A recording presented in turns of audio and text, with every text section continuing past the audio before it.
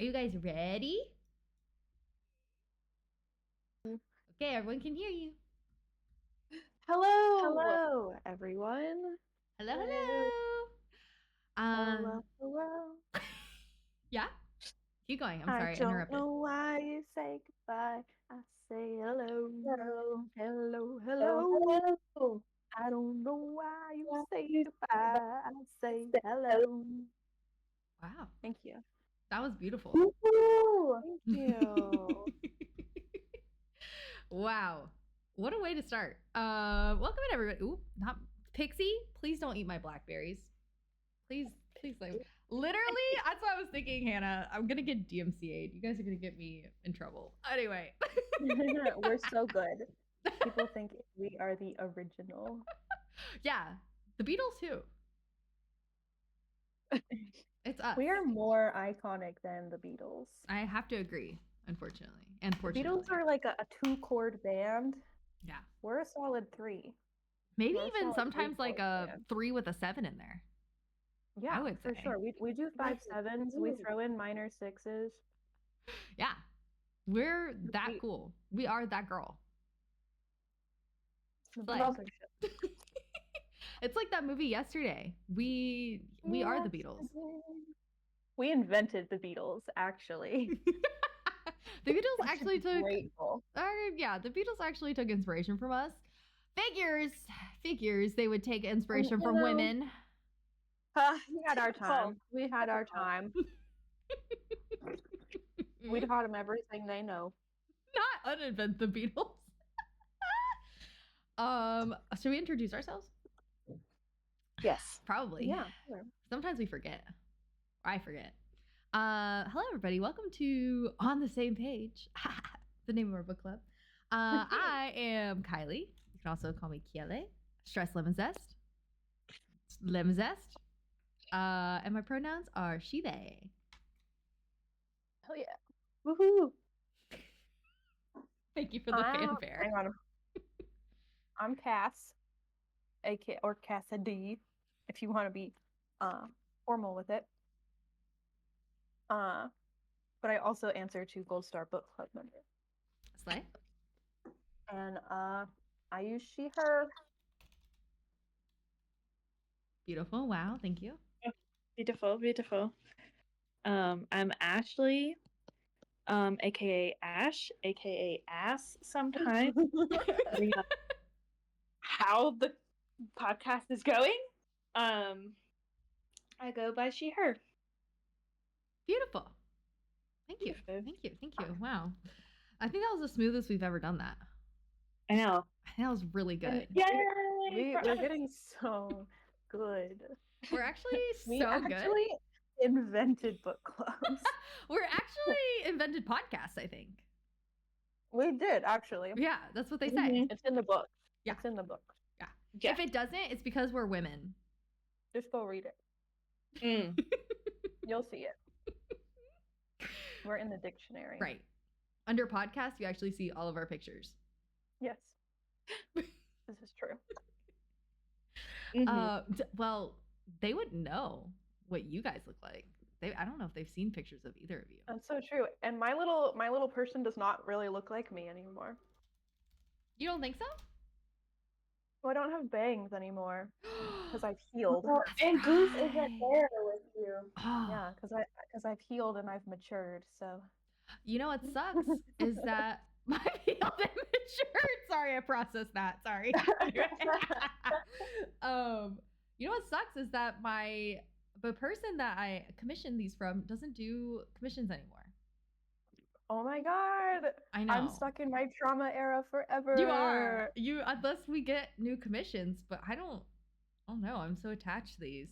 It was really I know. the year that I thought I was like hippie, I guess, because it was the long hair and the bangs combined. Oh, that's right. Yeah. Whole 70s. The person who did commission these is a dear friend of mine. Dear friend. However, I would never ask her to do that, Zen. I can't ask her to do that. I'd be so sad. She doesn't like doing it. Why? Oh, okay. Well, she's not like It she just kinda doesn't like stepped it. away from it. Yeah. And I would Yeah. feel bad. Anyway, we're getting off track. Hold on. I have to introduce what we're doing today. Welcome to book club, everyone. Today we are doing Ashley's pick. Woo! Woo! Wow! And that is The Girl Who Fell Beneath the Sea by how do you say her first name? Don't know. Axie. What I've been saying. Axie Oh. That's what I'm gonna say. Because I don't know how to say it. I'm sorry, girl. I'm sorry. I'm just gonna call you Miss O from now on. Because I feel bad mispronouncing her name. Besides, authors you usually say last names anyway. So that's fine. Miss O. Miss O. It'll be like, yeah. So, if you don't know how book club works, this is the non-spoiler section. So, we're going to talk about our overall thoughts, feelings, complaints, concerns, compliments, whatever the fuck we want to say, but it's not going to be a spoiler. And then you can decide, if you haven't read the book, if you want to read the book. And then after this, we'll go into the spoiler section. I am going to put the warnings for this book club, and then I'll put it in before the spoiler section also.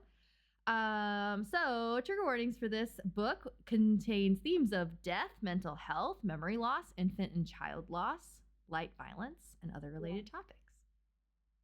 There you go. If those bother you, feel free to skedaddle. Totally fair. Death is a main theme.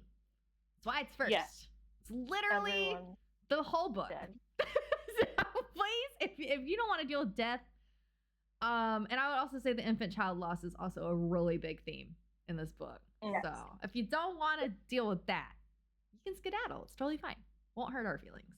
It might hurt my feelings a little, but it's fine. We'll get over it. Yeah, we'll get over it. We'll forgive you. It's fine. Right. You will be forgiven. It will be okay. Okay. So we'll go around and we'll state our overall thoughts, feelings, how many stars we would give this book, what we think the weight of the content is. I'm stealing that from Cass. That was Cass's idea there. Oh, the weight. And what's the other one? Oh, would we recommend this book? Okay. Ash, since this is your book, do you want to go first?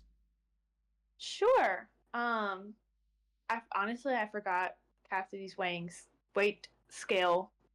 At the moment, I'm kind of blanking on that, but it's just like how heavy the material feels. Mm-hmm. Okay. Or like, was it a dense read? Oh, I see. There's two different kinds of weight. There's like wordy weight, and then there's like emotional weight. Mm-hmm. Okay. So, overall feelings, I loved reading this book. I think, I think it's I read through this book very quickly. Like I just enjoyed the flow of the story. I think weight-wise, I feel like it was light to medium with hold on. I think definitely light with I think density of the wording and things like that, but emotion-wise, I feel like you kind of touched on, I feel like medium to heavy I don't know. I think medium to heavy. I don't know. This is pre-discussed, so don't worry. It's your opinion. It's your opinion. You're good. Yeah, I think medium to heavy. There is definitely some heavy times, but then it wasn't super. I don't know. It had a good flow. I liked it. Yeah. I rate pre-discussion 5 stars. Okay. Really enjoyed it. Okay. And based on that, I'm guessing you would recommend this book? Yes, I would. I was actually recommending this book to some of my coworkers. Yes. I was like, you need to read this book. But yeah. Okay. Wow. And what did you think of the author's writing? I forgot to add that. I liked it. It was definitely, it was very easy to read. but I don't think she dumbed anything down, if that makes sense. Like I thought it was very flowy to, you know what I mean? But it what, like, you know what I'm trying to say? It's not, she didn't over explain or she didn't dumb things down, but it was still easy to. Yeah, I hear you. Yes. I got you. Okay. Okay. Cass, you or me? I can go. Okay. Okay, so where do we start? General thoughts or Mm-hmm. general thoughts? I adored this book. I greatly and the gasp from Ashley. I greatly enjoyed reading it. Like I found myself excited. Wow, that's crazy. time. Hold on. I need everyone to take a note. Everyone take a note that Cass was crazy about this book. That Cass loved this book. That's crazy. That's crazy. Anyway, Listen, sorry. You use my words liberally. I was very excited. Like I genuinely enjoyed reading this book. I was reading another book at the same time for a different book club, and it was far shorter, but it was also about like female immigrants and important stories to read. But also, I was like, but my fantasy book. My fantasy book is calling me. It's like I think I would read this one. I adored it. I thought it was like the perfect level of fantasy. I liked the world building. I know these are questions we'll get into it, so I won't touch it yet. No, you can address it. That's part of overall thoughts. Okay. I loved the world building. It was whimsical, but because I was dubious at first because it doesn't really come together until the end. And so I was like, okay, I really enjoy this. It's fun. I like the characters. It's a fun story. But I'm like, but where's this going? And then at the end, they're like, this is where it's going. And I was like, so I greatly enjoyed reading it, but was like, okay, there wasn't too much of a point. And then it came together, which was very satisfying. Yeah. What were the other questions? The weight. Weight. Yeah. I think it was a light read in terms of like the way that it's paced and the writing style, but it does have some heavier stuff in there. But not in like a demoralizing way, I thought it was pretty optimistic. Because that's how the main character was. She was just very like, no, everything's going to work out because that's literally the only option. Because I don't want things to not work out. Everything's going to work out, which is a feeling I 100% relate to. So I enjoyed that spirit. Yeah. But it was, speaking of our cozy, existential cozy, is that what we called it? Existential cozy. I appreciate existential optimism, and I think that's handled well in this book. Yeah. So with that. And what did you think of the author's voice? Oh, I liked it. It was like it didn't get in the way of the storytelling.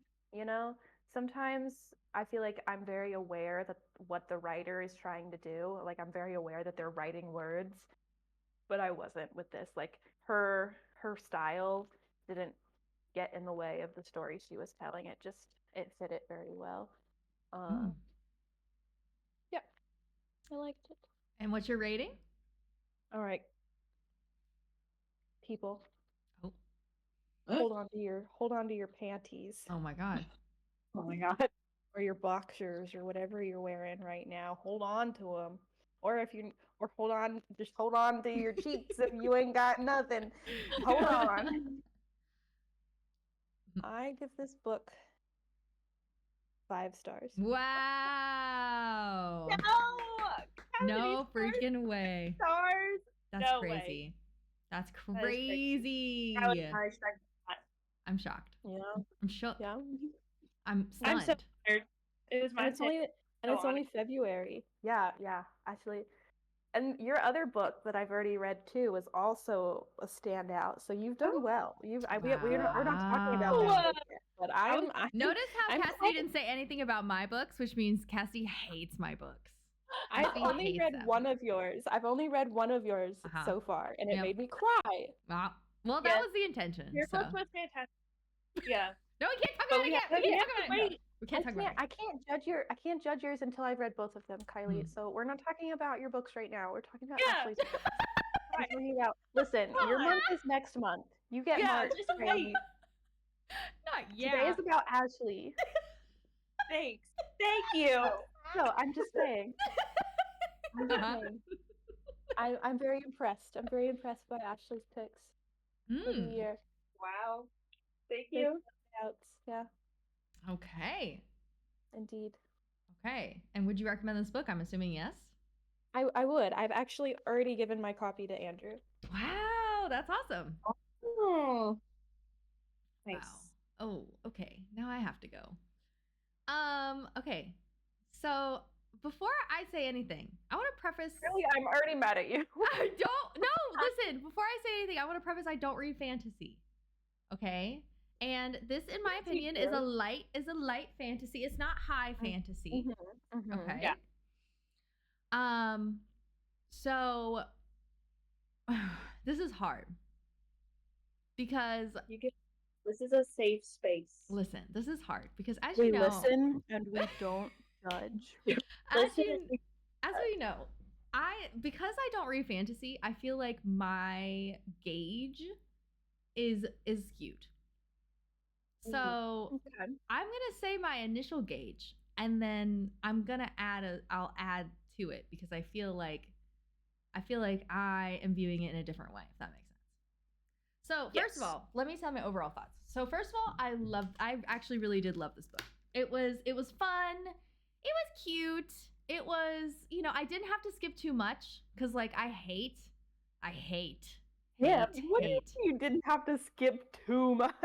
Like when they're like, oh, and this and da da da da. When in fantasy where they talk forever about something like the foliage and fuck, I'm like, I don't care.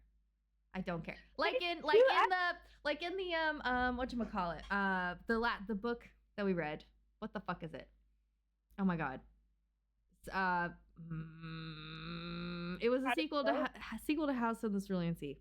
Oh yeah. Somewhere Beyond the Sea. Yes, like that, and then green light, and then red light, and then purple. I was like, shut the fuck up! I don't give a shit. Okay, so there wasn't a lot of that. Very, very minimal. Okay, where I just like zoned out. Okay, and it was fine. It was so minuscule.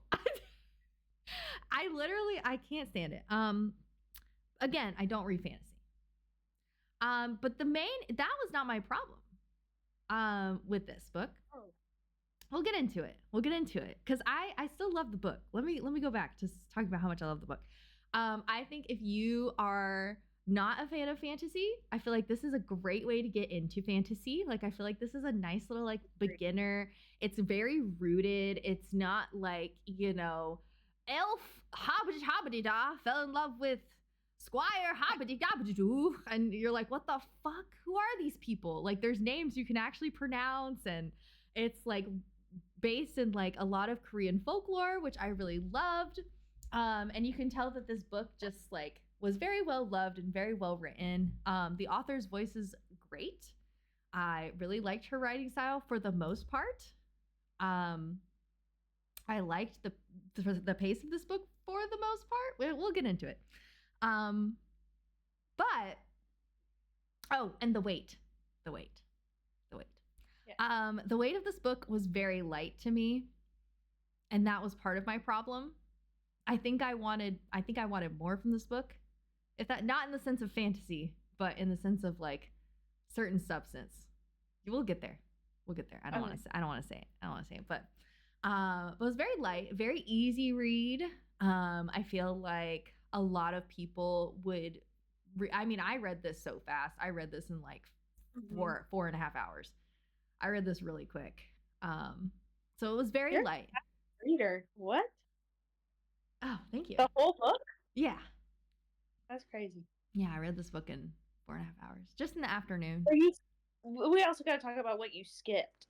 No. I didn't skip any like big parts. I didn't skip any big I guess we'll find out. No, I did not skip any big parts. Ashley and I start discussing a section, and Kylie's like, yeah, I remember.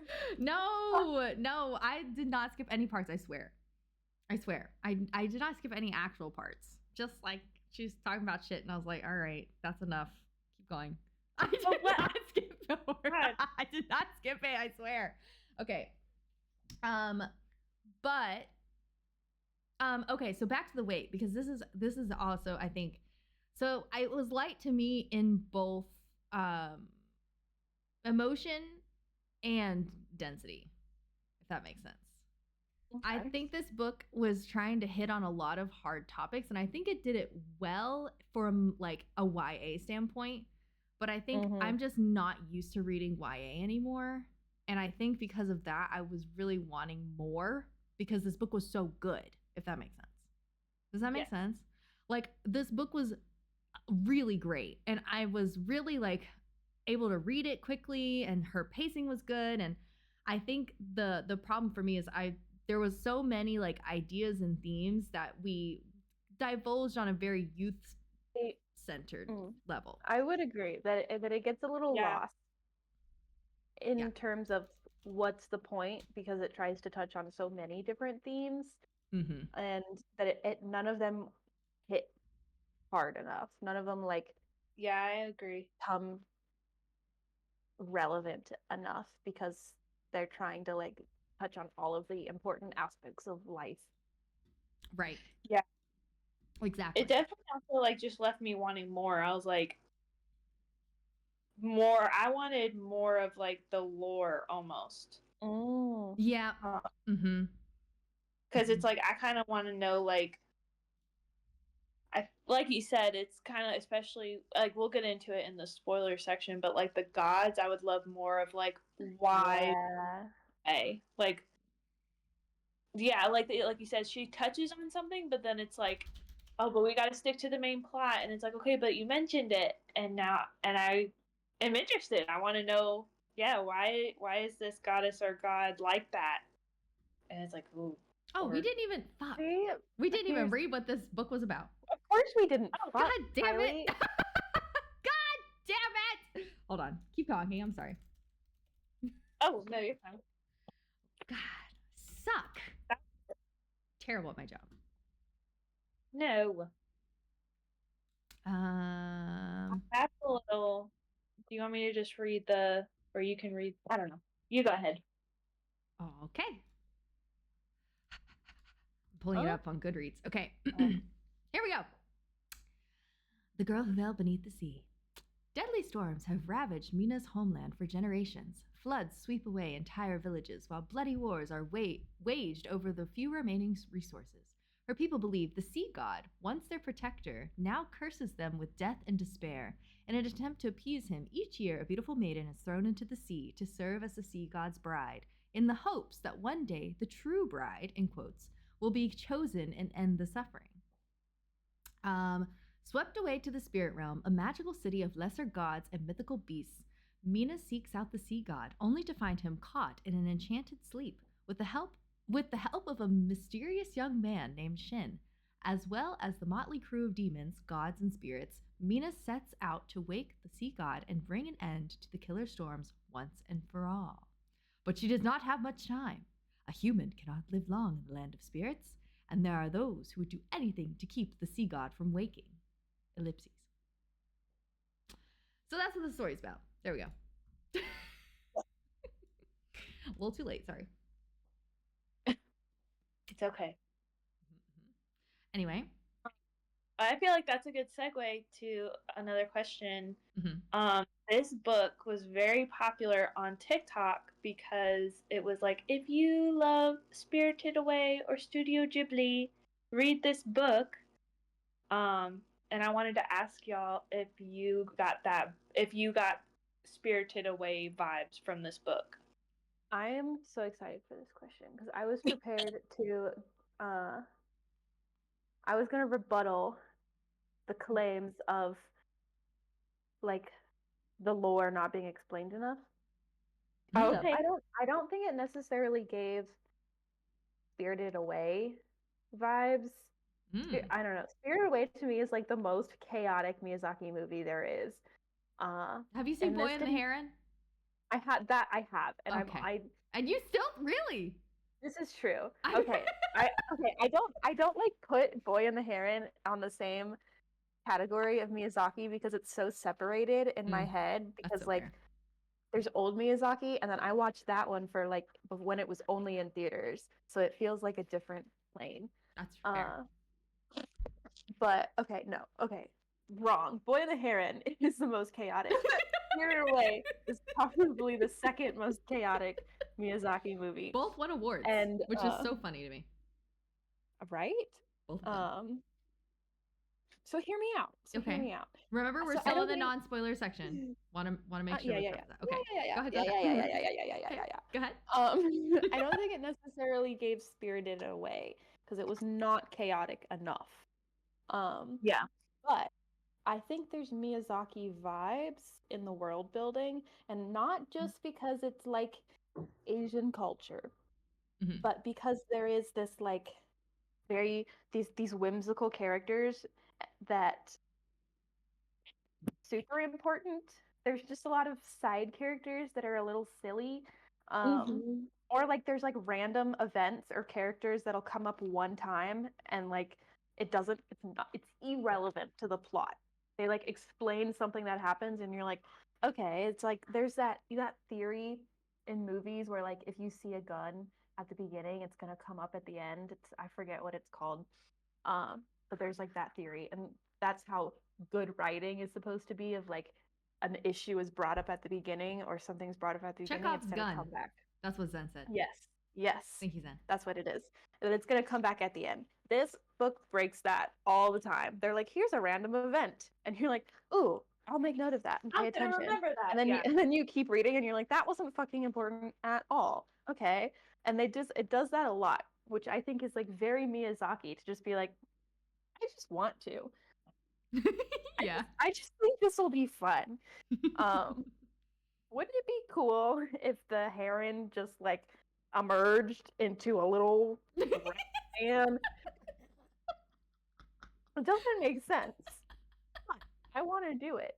And that's I think a lot of this book is like there's little bits like that of like plot moments that aren't actually important or mean anything, and little characters that are simply silly. And yeah, just like this level of world building, because that's what also Miyazaki, they drop you into this like fantasy world and are like, so this is just how things are. We're gonna give you zero context. We're just here. Come on, let's go. Keep holding my hand. Hold my hand. And we run. And I think that was very much this book. They're like, so Mina just sacrificed herself to the gods. Come on. Or and it's so I respect it. I respect it in that level, that it has that Miyazaki energy of like the world, the story. I'm gonna build a beautiful world for you. The point of it and why it exists like this doesn't matter. We're just here, and it's about the like the actual story, what the message is actually trying to tell and get across, which I think is also very folklore. You know, or what are those stories called? Fables, where it's a story with a message, with a lesson, and they're like batshit crazy stories, and they're like, and that is why you should never try to swim with catfish. And you're like, cool. Okay. Cool. Awesome. You're like, I feel like that was this book, that it was a little meta, because like it talks a lot about stories within it, but by the end of this book you're like, oh, that's kind of like a little folklore in itself, as a whole piece. So yeah, anyway, I don't think Spirited Away, I didn't see that, but Miyazaki energy, which I can respect.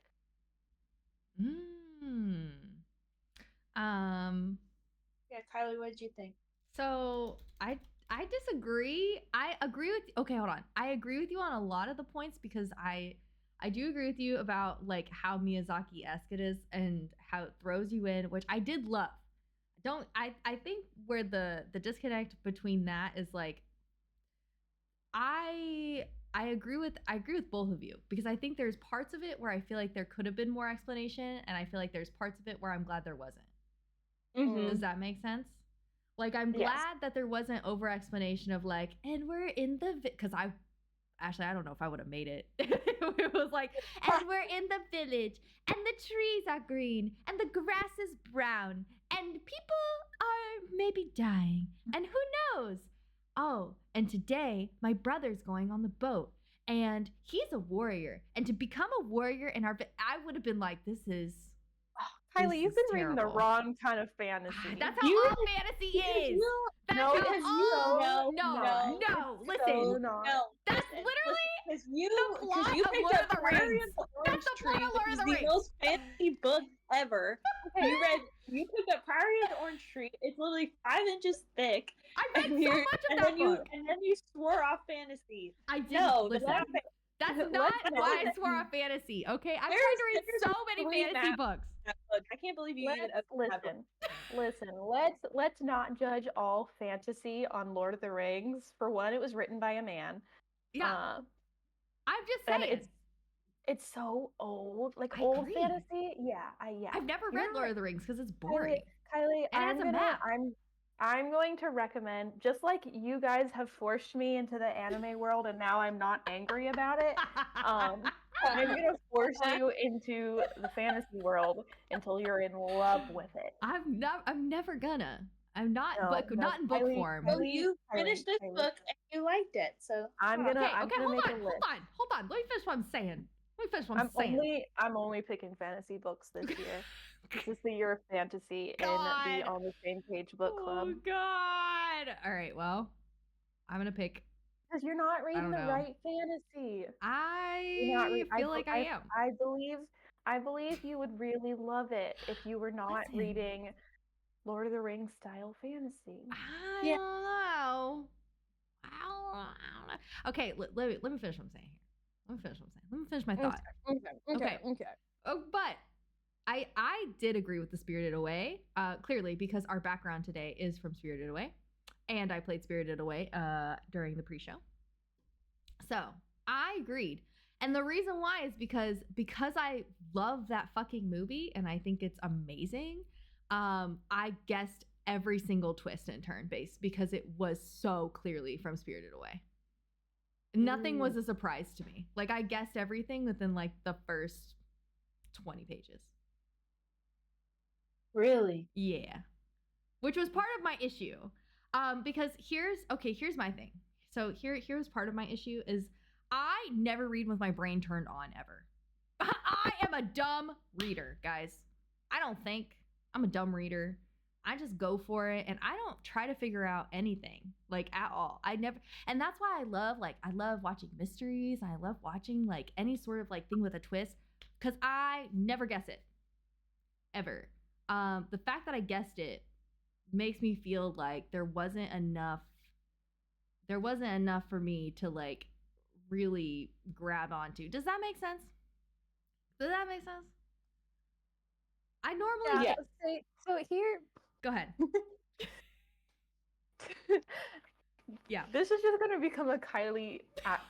What's my name? Oh my god. This is just gonna become a Kylie Cast argument. Okay. Go ahead. Podcast. Perfect. Politely, respectfully, because I mean I love a twist. Mm-hmm. I think twists are fun, but I can get over predictability for the sake of like the thing as a piece of art or work, you know? Like I don't care if it's predictable if it's well done. Like there were things about this book that they lean into it a lot, so like by the time the twist per se actually happens, you're like, okay, yeah, this kind of felt like what was coming on. But I can respect it as the way that it played out and the way that the author decided to reveal information, because I like that in movies too. um like even like drama, Mhm. action, mystery kind of plot twist, big reveal kind of movies. I feel like a lot of times you do kind of, it's not super twisty, uh Yeah. but then it's like, but you did it well. You did it well, and the way that it was paced and the way that you revealed it was well done. And I can see why that was a well done twist. So I respect it. Okay. I want to disagree that didn't see it as a twist. I felt it more of like a completion. Like these This is are puzzle also pieces, and it's like it's not meant to be a twist. It's meant to be like, and now this image is revealed. You it know what I mean? does, It's like yeah. you. It's like kind of like, again, I think like in the it's like you're almost like out of the mist. You're Mhm. like, you see them and Yeah. like, okay, like, oh, but wouldn't this be like, it's almost like, it's like, oh, that could almost be this person. And then the more you interact with those characters, you're like, it's this person. And then they're like, it's this person. And you're like, oh, Mhm. No, I like that that's what I saw. description. I also It, didn't think it it like was, oh, sorry, you go ahead. that it just kind of, it walks you up to it. It very Mhm. much like it lays the path for the, yeah, completion is a good word for it. That it's just a very natural reveal. Yes. Mhm. Yeah. Like, I didn't feel like it was like it was meant to be a mystery. I think it was, I don't know. Yeah. I didn't get that. I think my main issue, because I agree with, I like predictability. I don't want you, because obviously, because I freaking love happy romance. Fucking TJ Klune never writes anything fucking sad in his life. And I love that. I love that going into that, I'm gonna be like, I know it's gonna have a happy ending. I'm not gonna have to worry about it. I'm gonna be stressed throughout it, but it's gonna be fine. And I do love predictability. I think my issue, and this goes back to the density of this book, like the weight that we were talking about, is I feel like the author sometimes did not treat us like we were intelligent. But again, I give the benefit of the doubt because I know that this is not an adult fantasy book. It's a YA, Yeah. which is, I think that's, I'm not saying it's wrong. When I think for me, it wasn't quite for me, if that makes sense. Because I feel like Yes. I was not, because I wasn't the intended audience, I just felt like I was reading something that made me feel a little stupid. And it was fun. It was very fun. I loved it. It was a fun, cute read, and it was a good time. And because I always love watching something a little stupid. That's why I watch Gilmore Girls or something, just turn my brain off. And it's just a good time. It was a good brain off book. But I think it was like, for me, it was supposed to. I agree with you on, like, it was supposed to be a completion, all that. But because I already figured it out, I was like, okay, well, I need the main character to kind of like get it together. Get it together. Yeah. Yeah. I was like, I can get you that please too. figure some Like, shit yeah, we out? figured him out. Yeah. Come on. Okay, he's got a month. Okay, I know, but that's a long time compared to a lot of these books where it's like a week. A lot of book timelines are very short. All right, and she's over here painting shit on fucking murals and shit, and I'm like, girl, please. This was her one short day in the Emerald City. This was like not one short day. She was in the spirit realm and was like, "Ooh, let me just have a good time." I get it. And then she's just a procrastinator. It's okay. We all been there. I get it. It's she's now. relatable. That's what it is. I get it. But yeah, no, I don't want you guys to think I didn't like this book, because I didn't give my star rating. No one let me give my star rating. Wait, this is still Kylie's review. It is. I haven't given nothing. Okay, so For me, and to no one's surprise, I'm giving this book 5 stars because I don't read Wow. fantasy, so I'm bumping up. I bumping fucking it up. love every time Kylie shits on a book. Wait, I did not shit on this book. Hold on. You just called it a brain off kind of book. I also said I read books with my brain turned off. I also said that. That's why I said I like it. Kylie, I'm confused. Kylie, you're sending me mixed signals right now. I give it 5 stars. Every time Kylie's like, so my issue with the book was pretty much all of it. So I give it 5 stars. One day Kylie's gonna like talk about a book like it's God's words sent to Earth, and be like, and then be like, but I, like probably like 2 stars. Listen. We just haven't came across a math. book that The I math just is don't like- like enough to give less than 5 stars. Kylie's like a squared plus b squared equals s. Listen. I really enjoyed this book. Just because I have critiques of this book does not mean it's not a 5-star book. It's a cute book. I read the whole thing really fast. It was a fun read. And to be honest, how I judge my 5 stars is, did I have a good time? And if I had a good time, I'm giving you 5 stars. And I had a good time. You see? Fair enough. We talk about the weight and all that shit, and at the end of the day, I'm like, but did I have a good time? Yeah. That's true. I did. It slayed down the house. Oh my god. You said I'm deceased. Nah. What is that? Wasn't that? You can have 2 stars, 3 stars, 4 stars, 5 stars, or slay down the house. Yep. Yeah. That's pretty much our rating scale. Yeah. And Kylie gives this one a slay down the house. Yeah, I do. But I can't listen, I can't talk about some of the stuff that I had issues with because, and I say issues very lightly because we're in non-spoiler section. So before we move along. So true. Any other thoughts, comments, compliments, critiques, issues?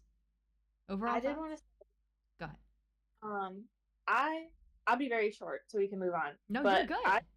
It did not give me Spirited Away. Really? And I had to consciously be like, don't imagine it that way, because then I felt like maybe that wouldn't have been fair to her, because it's like that's her story, and it's like now it's like, I don't know, I just didn't get it, because I feel like Miyazaki with his lore, it's like I'm not gonna explain it at all, but it's like this, like they gave you a little bit. And also, like, I think in Spirited Away, it's like she's like, I want my parents and I want to go home. And then this one, she's like, I gotta save my people. Like, she has like the stakes are higher. So, like, I think all the whole time was like, she was like, okay, I'm probably not going home. And then, like, later on, we'll get into it later. But yeah, I think from the very beginning, I was like, this is like maybe Miyazaki vibes, like you guys said earlier, but definitely not Spirited Away for me. Really? Okay, wait, I can't comment on that because I could defend it, but I can't quite because that's spoilers. So I'll be quiet. Oh, well, we'll revisit it. We'll revisit it. Change it. You said change it? Change it. Okay. If no one has anything else to say, for now, forever hold your peace. Okay. We are now in the spoiler section, everybody. I'm going to do the warning one more time. There's a warning. We're going to talk more in depth about these themes. If those themes bother you, the themes being themes of death, mental health, memory loss, infant child loss, and light violence, please feel free to skedaddle. We'll see you next time. And also, if you listened to the wonderful ravings that we gave this book, and you were like, hey, I actually want to read this fucking book, go read the fucking book. Come back. I've recorded this. It's going to be, I don't know when it's going to be anywhere.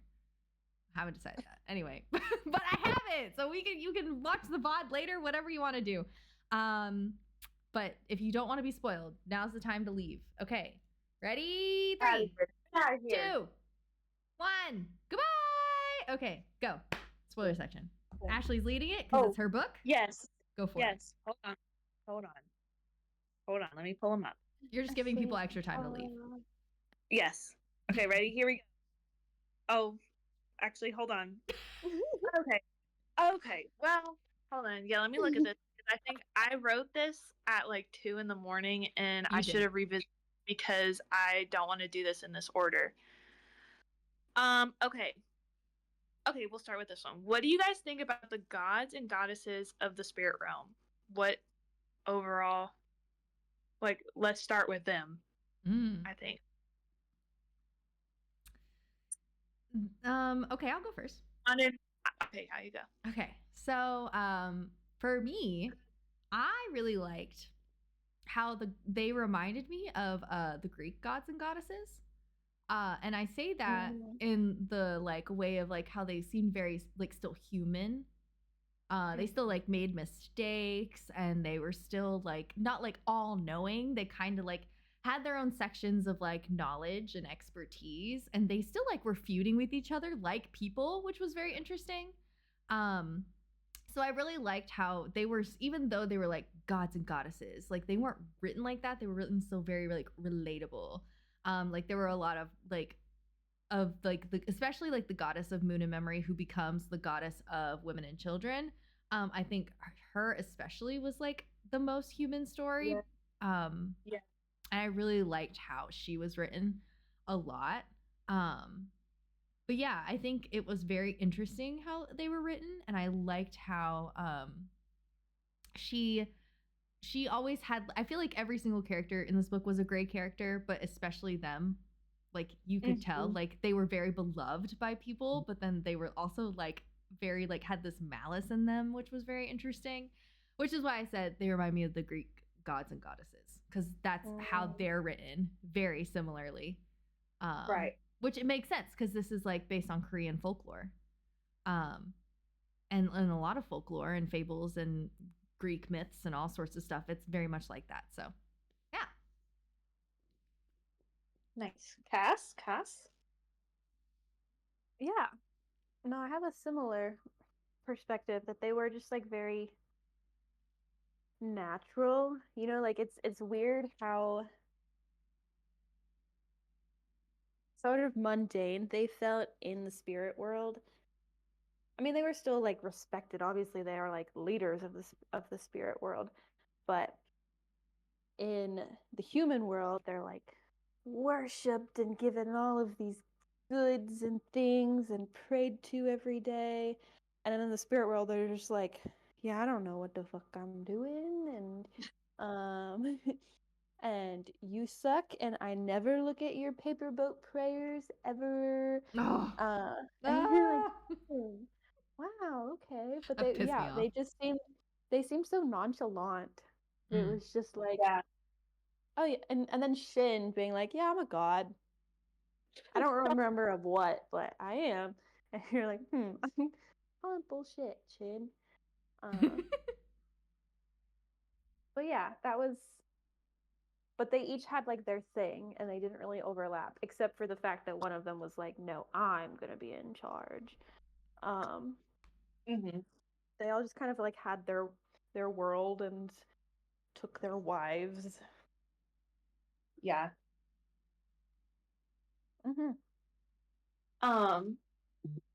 Yeah, I feel like I wanted more depth because I feel like they didn't make sense. Like, so you depend on your followers to follow you, but you don't, I don't know. You know what I mean? It's like you need them because Shin mentioned like if you don't have anybody who believes in you and worships you, you basically disappear. Like if the thing that you are, you disappear. So it's like you would think that they would be a little more at least like look at the boats a little bit, you know. Yeah, like they need the humans, but they're like, nah, the humans will always pray to me.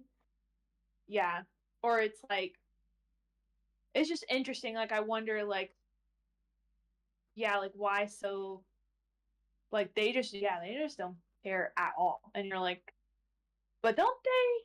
But what?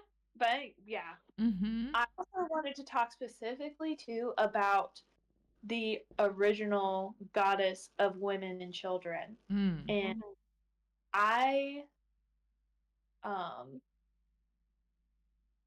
yeah, I just want to hear what your guys' thoughts on that whole scene of Mina going and trying to answer her prayer or answer this, like give her the boat and like that whole scene. Like what y'all thought. If she's the goddess of women and children, then she's like the goddess of periods and childbirth.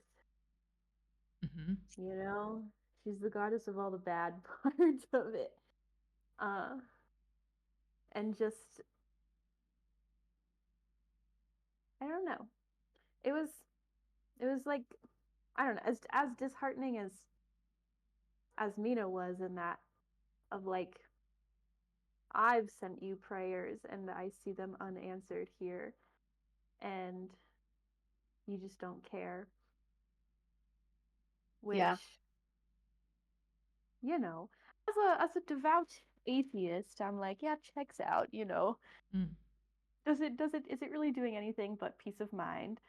Um but just to have that like I feel like that was the point for Mina where she's like, it's hopeless. Like I'm trying to save the human world, but the gods don't care about it. Yeah. I think she's a great example of the world we live in, because who's like some of the most vulnerable populations is women and children, pregnant women and children. And what does she do immediately? She's like, I'm not going to do anything unless you give me money. So she's exploiting, Oof. right? So she's exploiting like how the world exploits women and children. Women and children. Yeah, that's so true. Which is crazy to me. And then she has like such disdain and she's so cruel. Like, this was years ago. Like, she's already dead and her child's dead. And that's honestly how we treat like fucking pregnant women. And, especially with like the abortion, like the discussion around abortion, like a lot of people don't give a shit about pregnant women. They just want women to give birth to babies, and because that's how they view women, and that's or people with uteruses, I should say, excuse me. That's how they view them. Like pregnant people are just pregnant people, and that's it. Yep. And once that baby's out, we don't give a shit, you know? Right. And yes, then that's literally what I was about to say. Oh, same brain. Thank you for giving me that brain cell. It's literally what I was about to say. That the leading cause of death for pregnant women is murder in the United States. It's not, miscarriage. It's not, anything to deal with pregnancy. It's other people murdering pregnant people, which is crazy. And I didn't know. Go ahead. No, sorry. But yeah, it's just like it's really sad and it's really crazy, and I think she's a great example of like how the world is. That's literally just what I thought she was an allegory for, was just how we treat them. And and she's also, I would say, a great parallel to like how you can become when you become so complacent in something, right? Because like the goddess who took over being the goddess woman, she became kind-hearted and she became well-beloved, and she became like better as a person. But I think that's like a great parallel between the two of them, because one's just starting out and she's bright-eyed and she's ready to go, and she's changed for the better, but is she? Who knows? She could end up just like her, because she could become complacent, like, oh, these people will always love me. There's always going to be people who are pregnant. There's always going to be children in the world, Right. So I thought that was very interesting how we got to see both of those people play out. Like very expendable. Mm-hmm. Yeah. Mm-hmm. Yeah.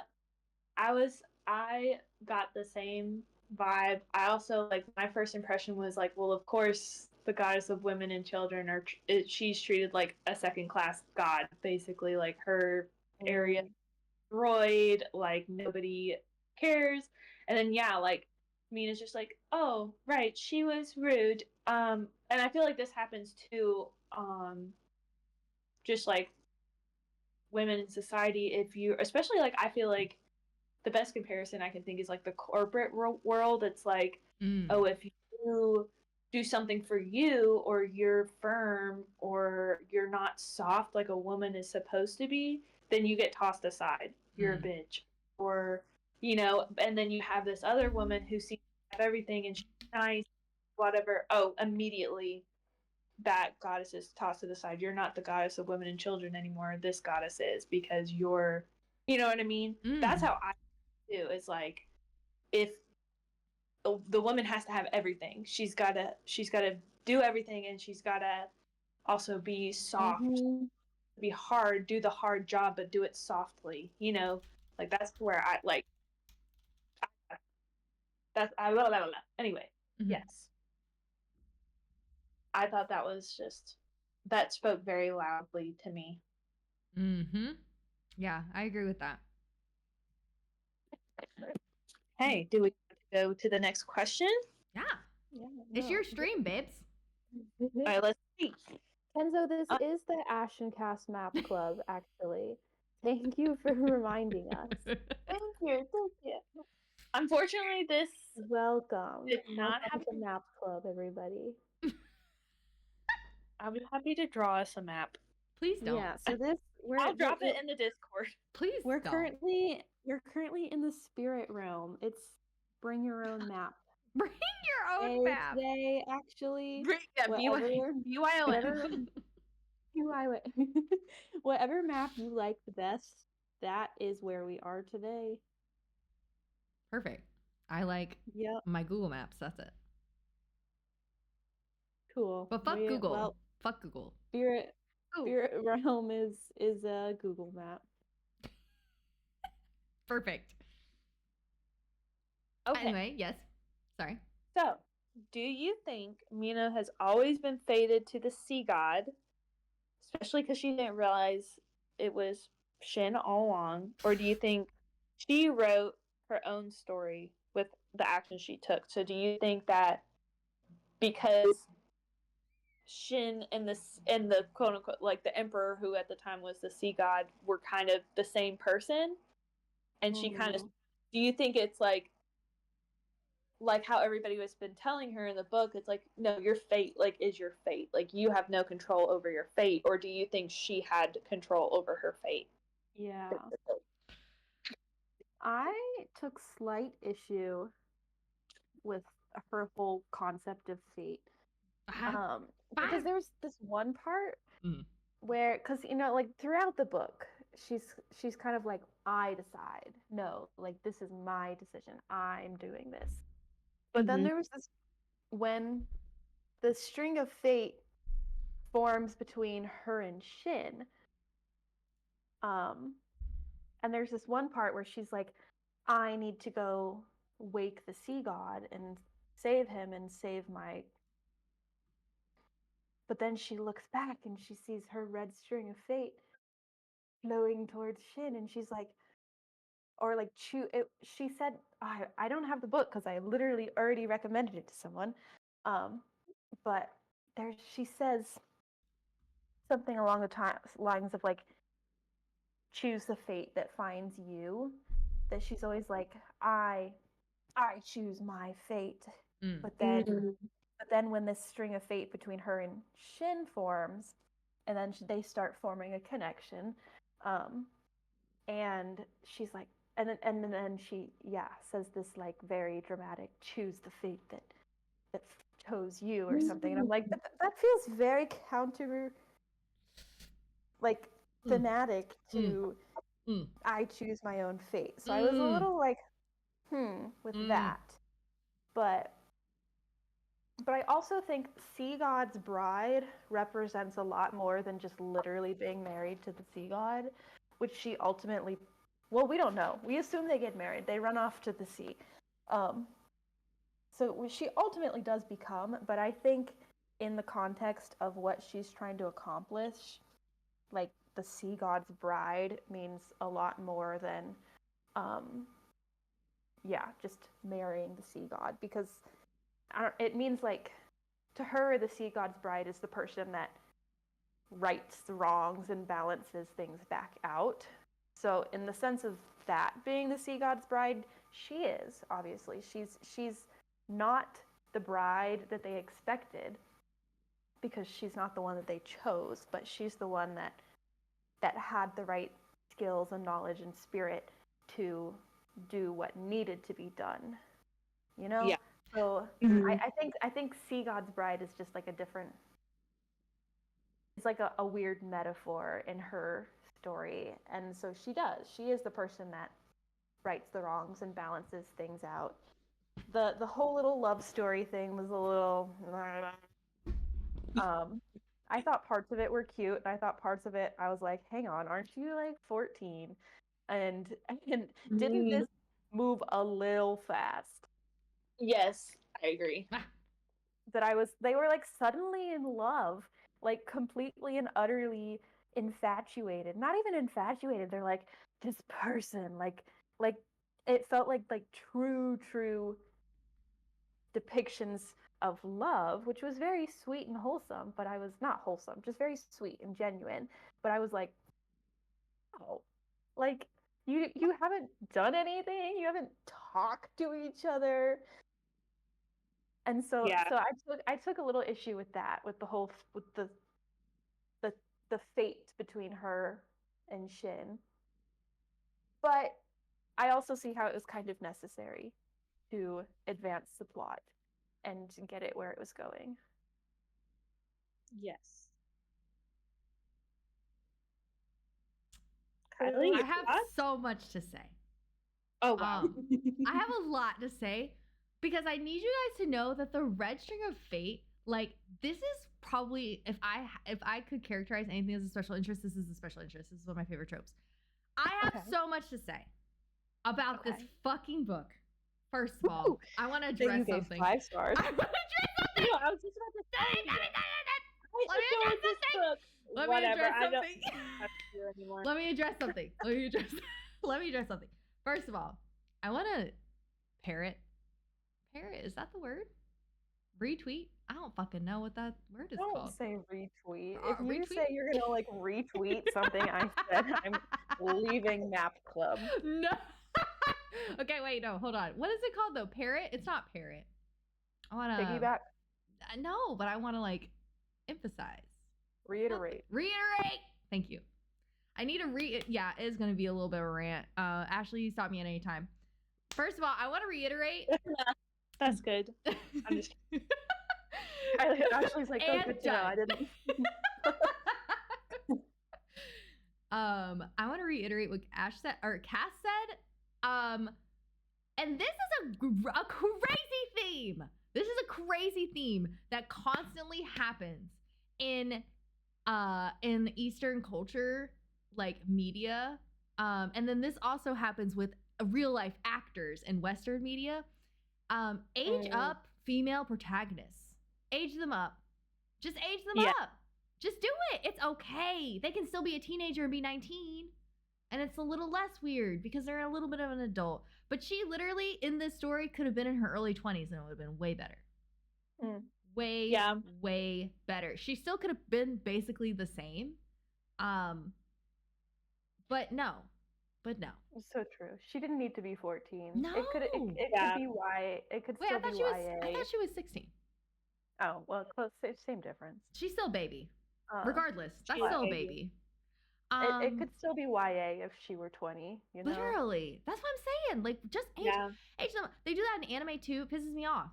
I'm like, I literally just make her 2 years older. Please. For the love of God. It's not hard.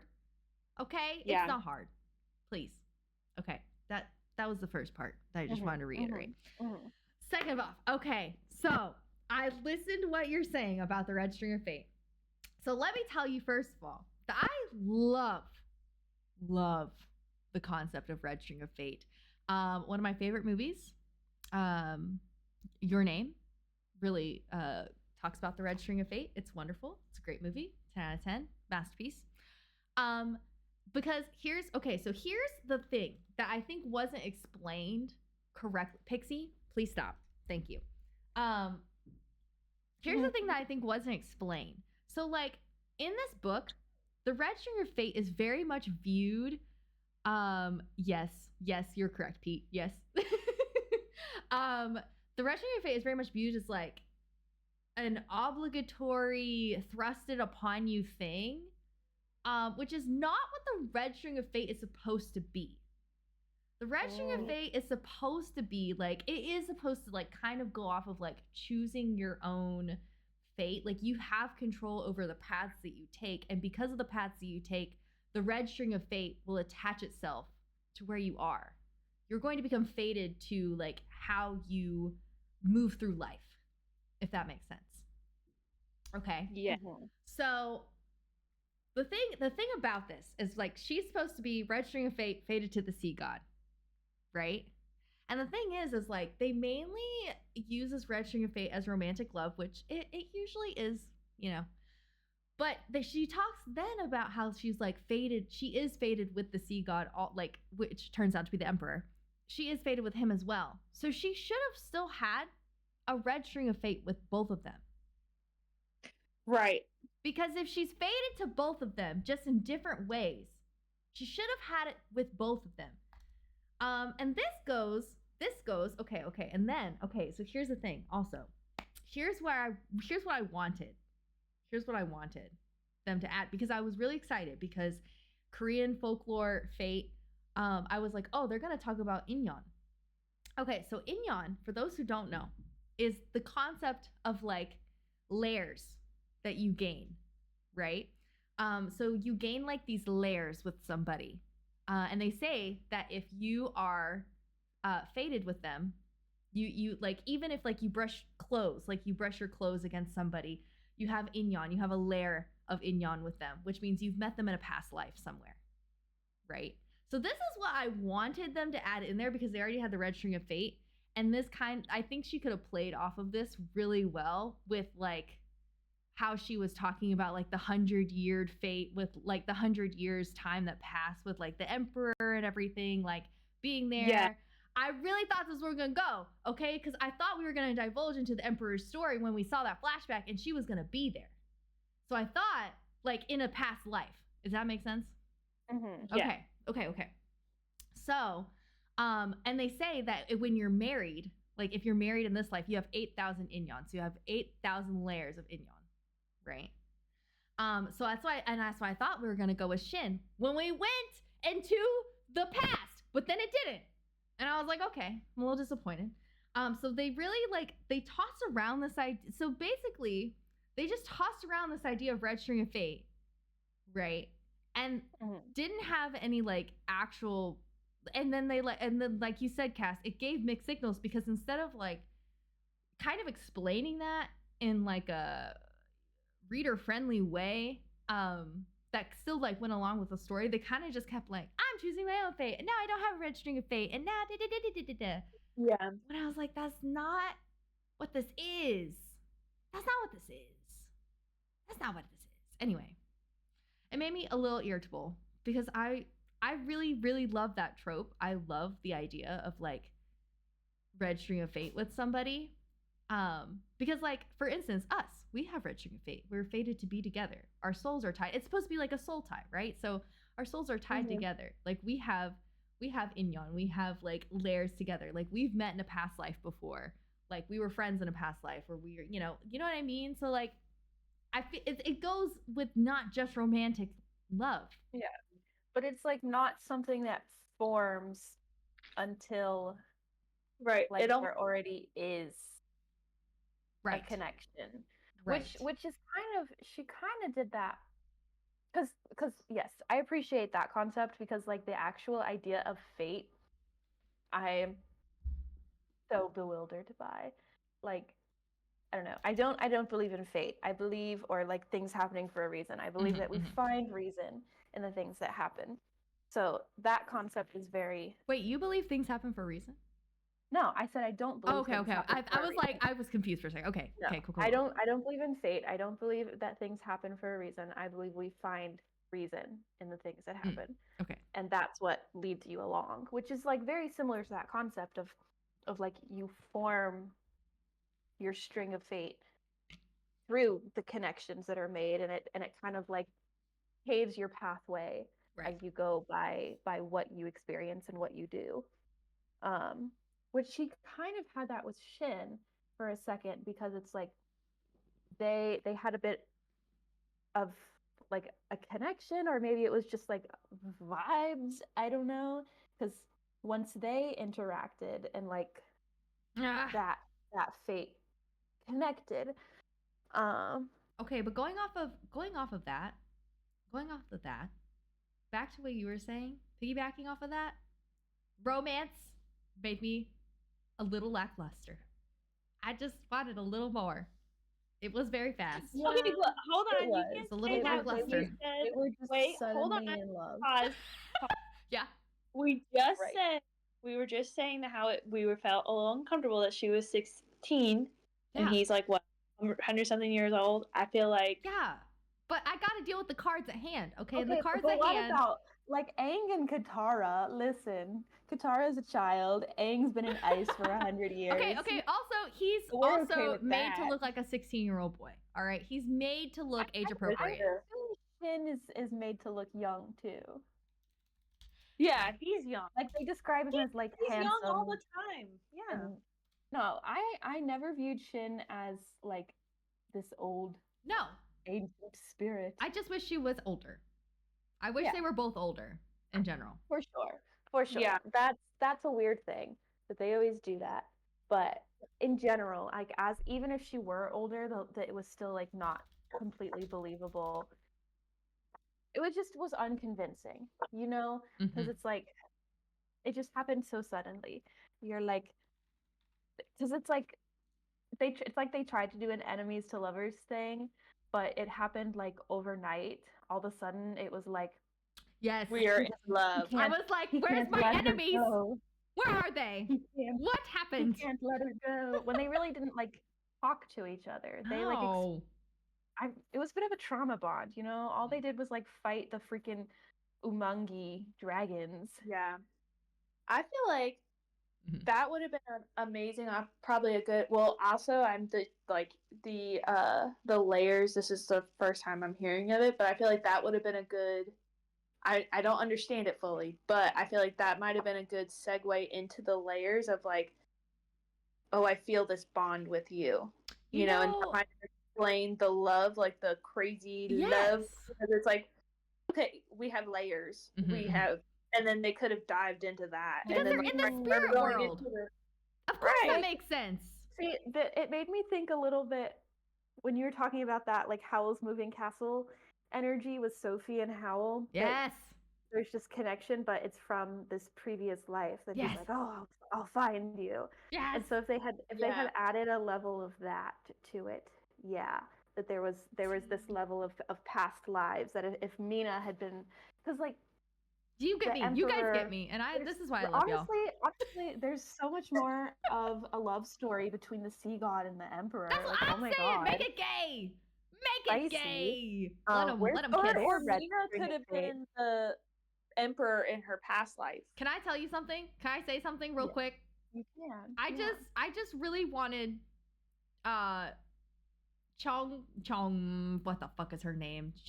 Shin. Oh, And The girl who was Yes. supposed to be sacrificed. yeah, I wanted them to kiss. I was like, y'all are besties. Y'all have had more conversations than her and Shin. Just kiss right now. Just give a little So true. smooch. Give a So little true. kiss. But like really, yeah, I mean like the true love story and all of this, the reason why we're all here is the Yeah. Emperor and the sea god. She literally, yeah, that, and she literally sacrificed herself for this girl.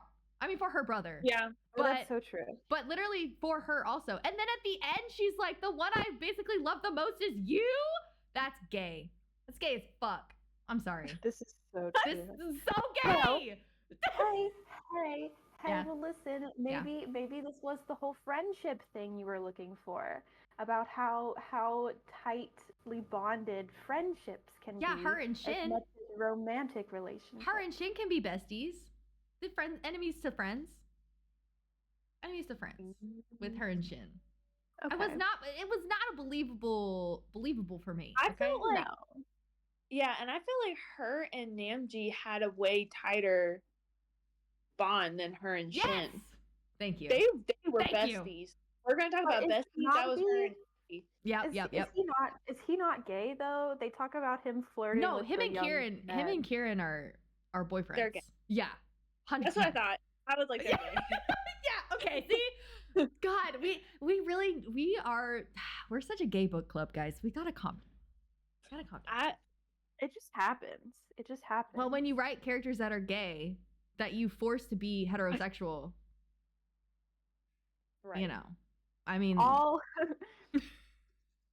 mean, truly, aren't all book characters really yeah, I think gays so. forced to be homosexual? Yeah, I think so. All book characters are gay until Mhm. forced to be Yeah, homosexual. unless like you're ace, which like that's fine. We accept that. Just like it's like innocent until proven guilty, gay until proven straight. That's amazing. Actually, we need to apply that to real life. We need to apply that to real life for real. Oh my god. Anyway, yeah. But yeah, Ashley, you're correct. They were boyfriends, absolutely. 100%.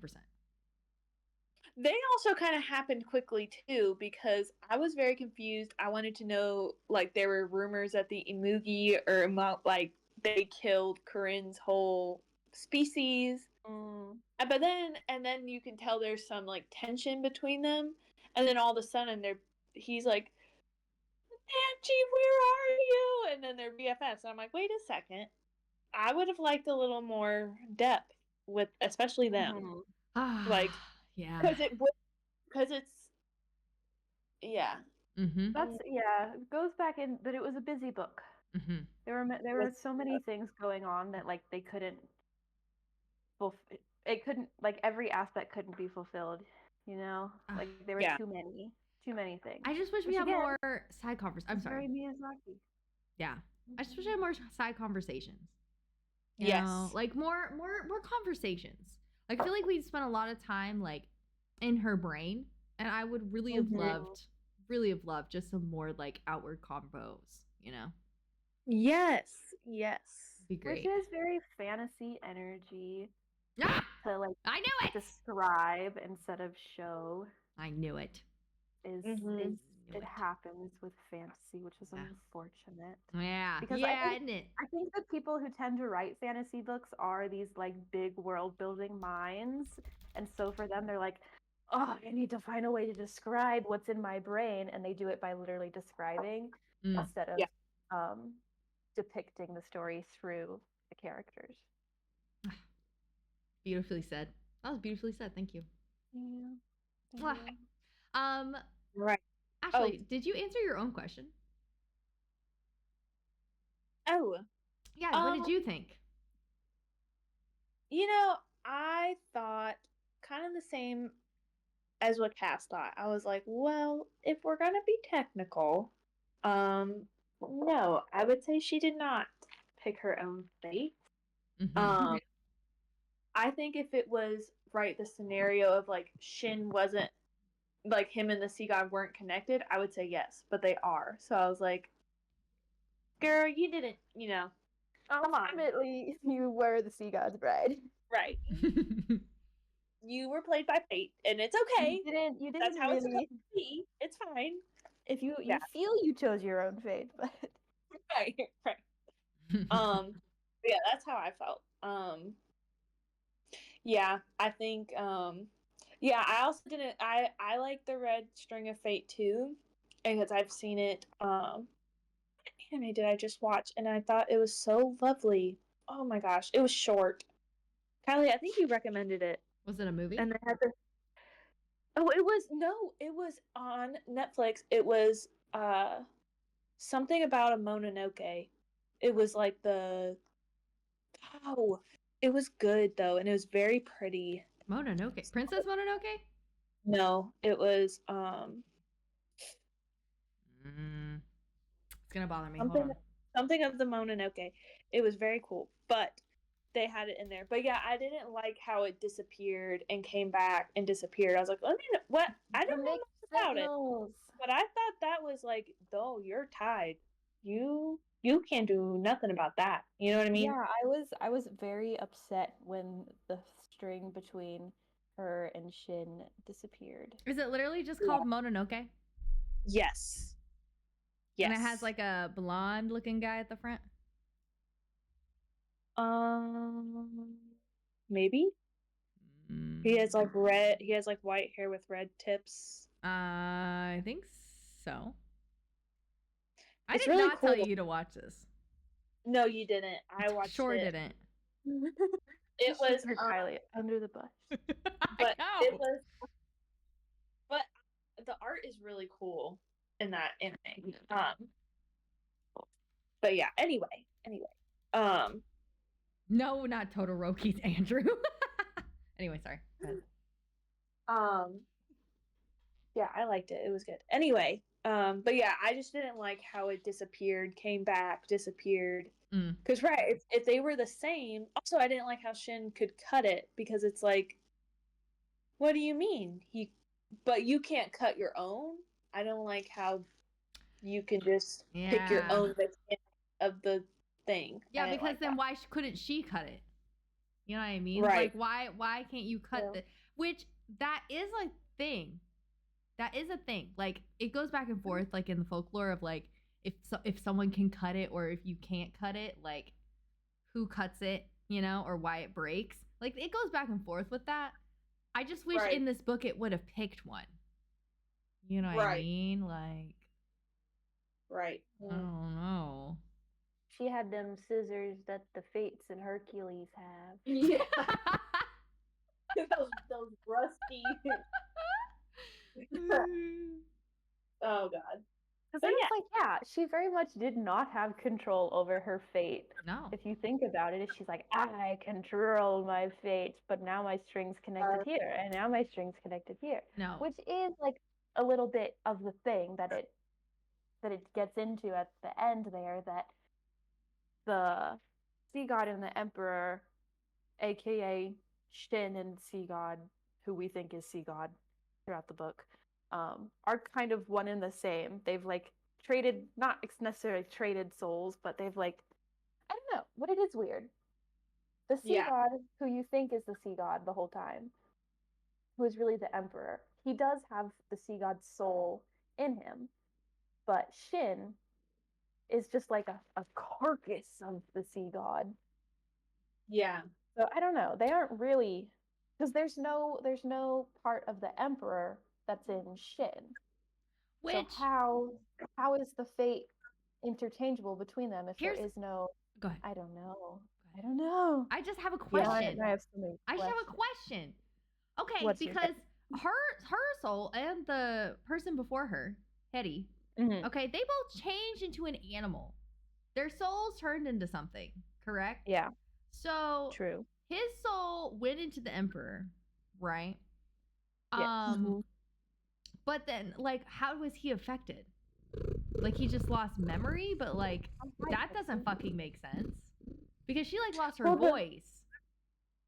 She like lost her whole voice, and it's like, is your soul tied to your memories? But like everyone's soul is tied to their memories. So like, what was special? Because like they did like this whole big thing of being like your soul is tied to like who you are, and like your soul makes up who you are, and her soul makes up who she is because she tells stories and she uses those stories to connect with people and blah blah blah blah blah, right? And I just like, I'm like, what is the categories? What is the scaling of like what our soul does? Like, how are we gauging that? Why were you able to put your soul into something and it wasn't like, it didn't manifest into something? You know what I mean? Like, his was the dragon, remember? And I think the dragon is the manifestation of his soul. That's true. I forgot about the dragon. Yeah. I see. And I think how it affected the emperor is like, yeah, he's like basically in a coma, you know? Like, I think, even, like, I feel like when he was awake, I think he was not him, like, he was not, Well, I mean, like, what did Shin lose? like, he was though? not, he was still not the emperor. You know what I mean? Like, he Yeah. was still lost in this, like, I think he was, like, doesn't know what's real. Right. Like, No, you're yeah. right. You're right on that. Like, I don't know if I'm dreaming or if I'm actually talking to you. Like, Right. what is going on? Yeah. But Shin didn't seem to lose anything, though. That's what I'm saying. Like, he still has, He like... lost the dragon. I feel like he lost all his powers. Like, I think he lost like, his... I feel like he didn't. I feel like he was He still could fighting fight, but and you still don't feel chilling. like- but he couldn't heal Mina. He couldn't stop He, the like- storms. He couldn't. He lost his soul. Like, he didn't know who he was because he knew he was Shin and he protected the sea god. He had no idea that he was the sea god. Right. But that's what I'm saying is, like, He lost all his with that memories. logic, Mina should have also lost her memories. Yeah, I don't know. That's what I'm saying. Like, I feel like Mina Yeah. should have also lost her memory, which arguably would have been a really interesting story. Why am I here? What am I Well, she only doing lost here? her voice. Maybe it's, I know. I don't know, maybe the soul is like an important aspect of you, and maybe for the sea god being a god, it is memories and being. But for Mina, it's always been her voice because she tells stories and she speaks up. So, like, that's the important part of her soul. So she lost it. Interesting. That's a good point. I don't know. That's very interesting. Good I answer, forgot good about answer. the dragon, though. I forgot about that. You're right about that, though.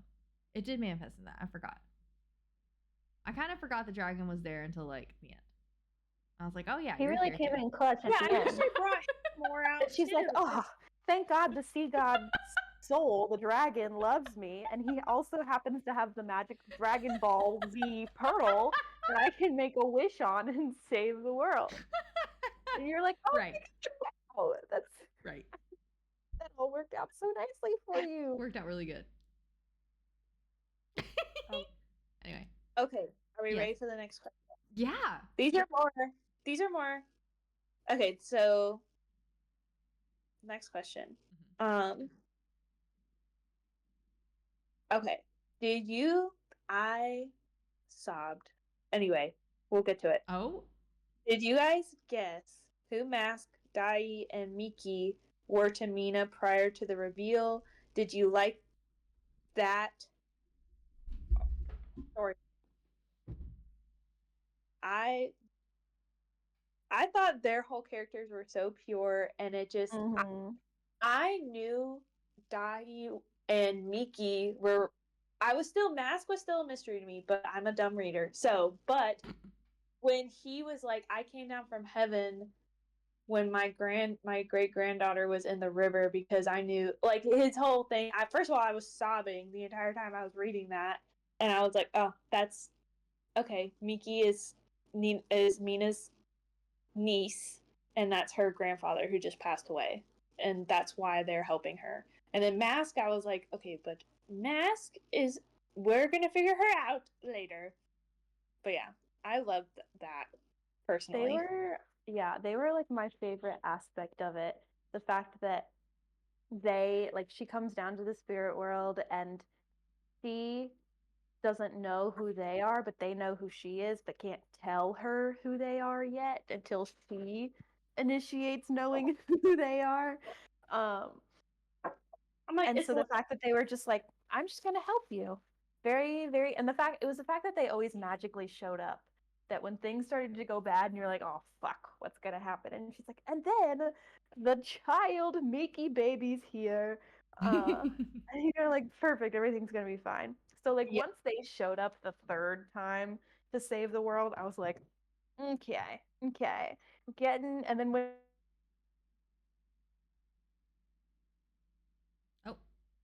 uh-oh, Cass, you cut out. Come back, Cassidy. Cassidy. Maybe if we sing her name, she'll come back. Cassidy. Cassidy. Well, oh no. Oh, she's back. Hello. I don't know what happened. I don't know either. I'm so sorry. Continue what you're saying. I don't know where it cut off. You were saying the third time they came, you kind of knew they were related to her in some way. Yeah, pretty much. That like it was too convenient that they just kept saving her life. And they were just there and then they just vanished. I was like, Mm. Did you? So you so guessed it at the third time? by the time they like I wasn't 100% about it, but because I also just wasn't really thinking about it because that's just how those characters they came and they went, and you're like, oh, okay, all right, so moving on anyway. Where were we? Mm-hmm. But once they were talking about like going to find her ancestors, I was like, oh, I wonder. Mm. And then it was like, and then Day, Mickey, and Mask came through the door, and I was like, ah, and I was very pleased. They Mm. were like my favorite part of the story because I'm like, Yeah. oh, these people are like are still caring for her throughout all of it. Like Mm-hmm. that's the part that you can believe in. Like maybe the gods betray your trust, uh, but like her people are there and they're still there for her, and I think that was very wholesome. Mm. Yes. Especially with the wind chimes at the beginning. That was the Chekhov's gun, was the wind chimes at the beginning. And it was like, and I heard these distant wind chimes and they called to me, but then I left. And you're like, oh, okay, Okay. that's cool. And you're like, so wind chimes. And I'm like, so these are going to, clearly the wind chimes are important and this is going to come back. Mm. So there was a Chekhov's gun in there and it was Chekhov's wind chimes. Mm. Yes. Kylie, your thoughts? So I want to say that they were also probably one of my favorite parts of this book.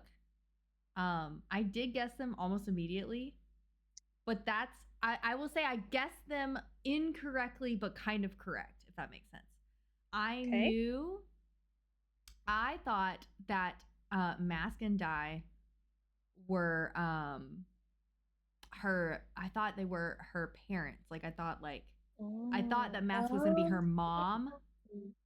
But I knew who Mickey was because she'd already talked about her sister-in-law losing a baby, and so I was like, oh, that's definitely like that's the baby. That's the baby, like 100%. But I knew that was her family, especially because of how she described her great great grandmother, and talked about like her braid and like her dark hair, and I was like, and then like when they're running, they could look like sisters. I'm like, oh, so definitely related.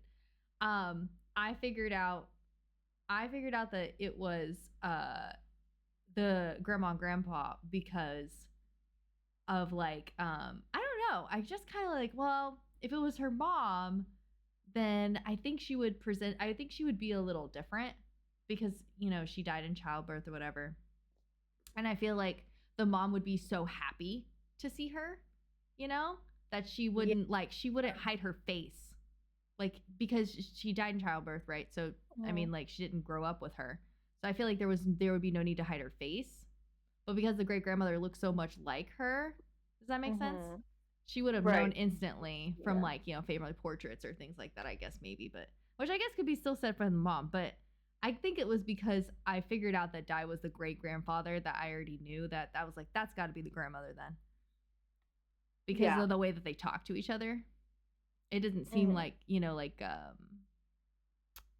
daughter, father, if that makes sense. And she just had, I mean, obviously she had the grandma mask on. Right, exactly. She just had grandma energy. She had, like grandma wisdom. Mm-hmm. Exactly. See, I did not, so I clocked that one. And then Day sort of made sense once he talked about like, oh, I'm actually, like I came down in this form. And you're like, okay. But for some reason, I just like fully didn't clock Mickey. I was like, I don't know. I just, her sister-in-law losing a child like left my brain immediately. And then when it was like, and Mickey, I was like, oh, It's a like baby. I fully Mickey, like the child left my brain. I do think that I will like parent and say that they were probably my favorite because I think they were written so well. Yes. They were the best written characters in my opinion. Yes. I fully believe that because, and I think it was just how like they interacted with her and how like you felt how kind and how loving they were to her and they didn't ask for anything in return, which is like Unconditionally. I Yeah. just freaking love that. I love it so much. And They're then that's the aspect that gives it Spirited Away vibes. mm-hmm. Yes. Is their spirits. I would say Shin too, but we're not on that question, so I can't say right now. But like, oh gosh, but the boat. That's what I was gonna talk about. Because June carved the boat for her, and she came down the river in the boat. And they were talking about how something was made with so much love that it would never sink. And I just like, God, that whole I was story. sobbing. That it just gives them like so much peace for her to be able to tell her brother and her sister and all of that. Yeah. Like, it was so beautiful. It was so good. It was really beautiful. And I think that was just really like just such a kind and amazing way to write that kind of story because sometimes it can be kind of touch and go the way people write those types of things. Because I think infant loss is a really hard thing to write about, and I think that she wrote about it so tactfully and so beautifully. And I don't know if she's ever lost a child or she knew someone who lost a child, but it felt like that was personal, if that makes sense. Yeah. Yeah. Well, if you read the acknowledgments, I definitely did not. Go ahead. She did.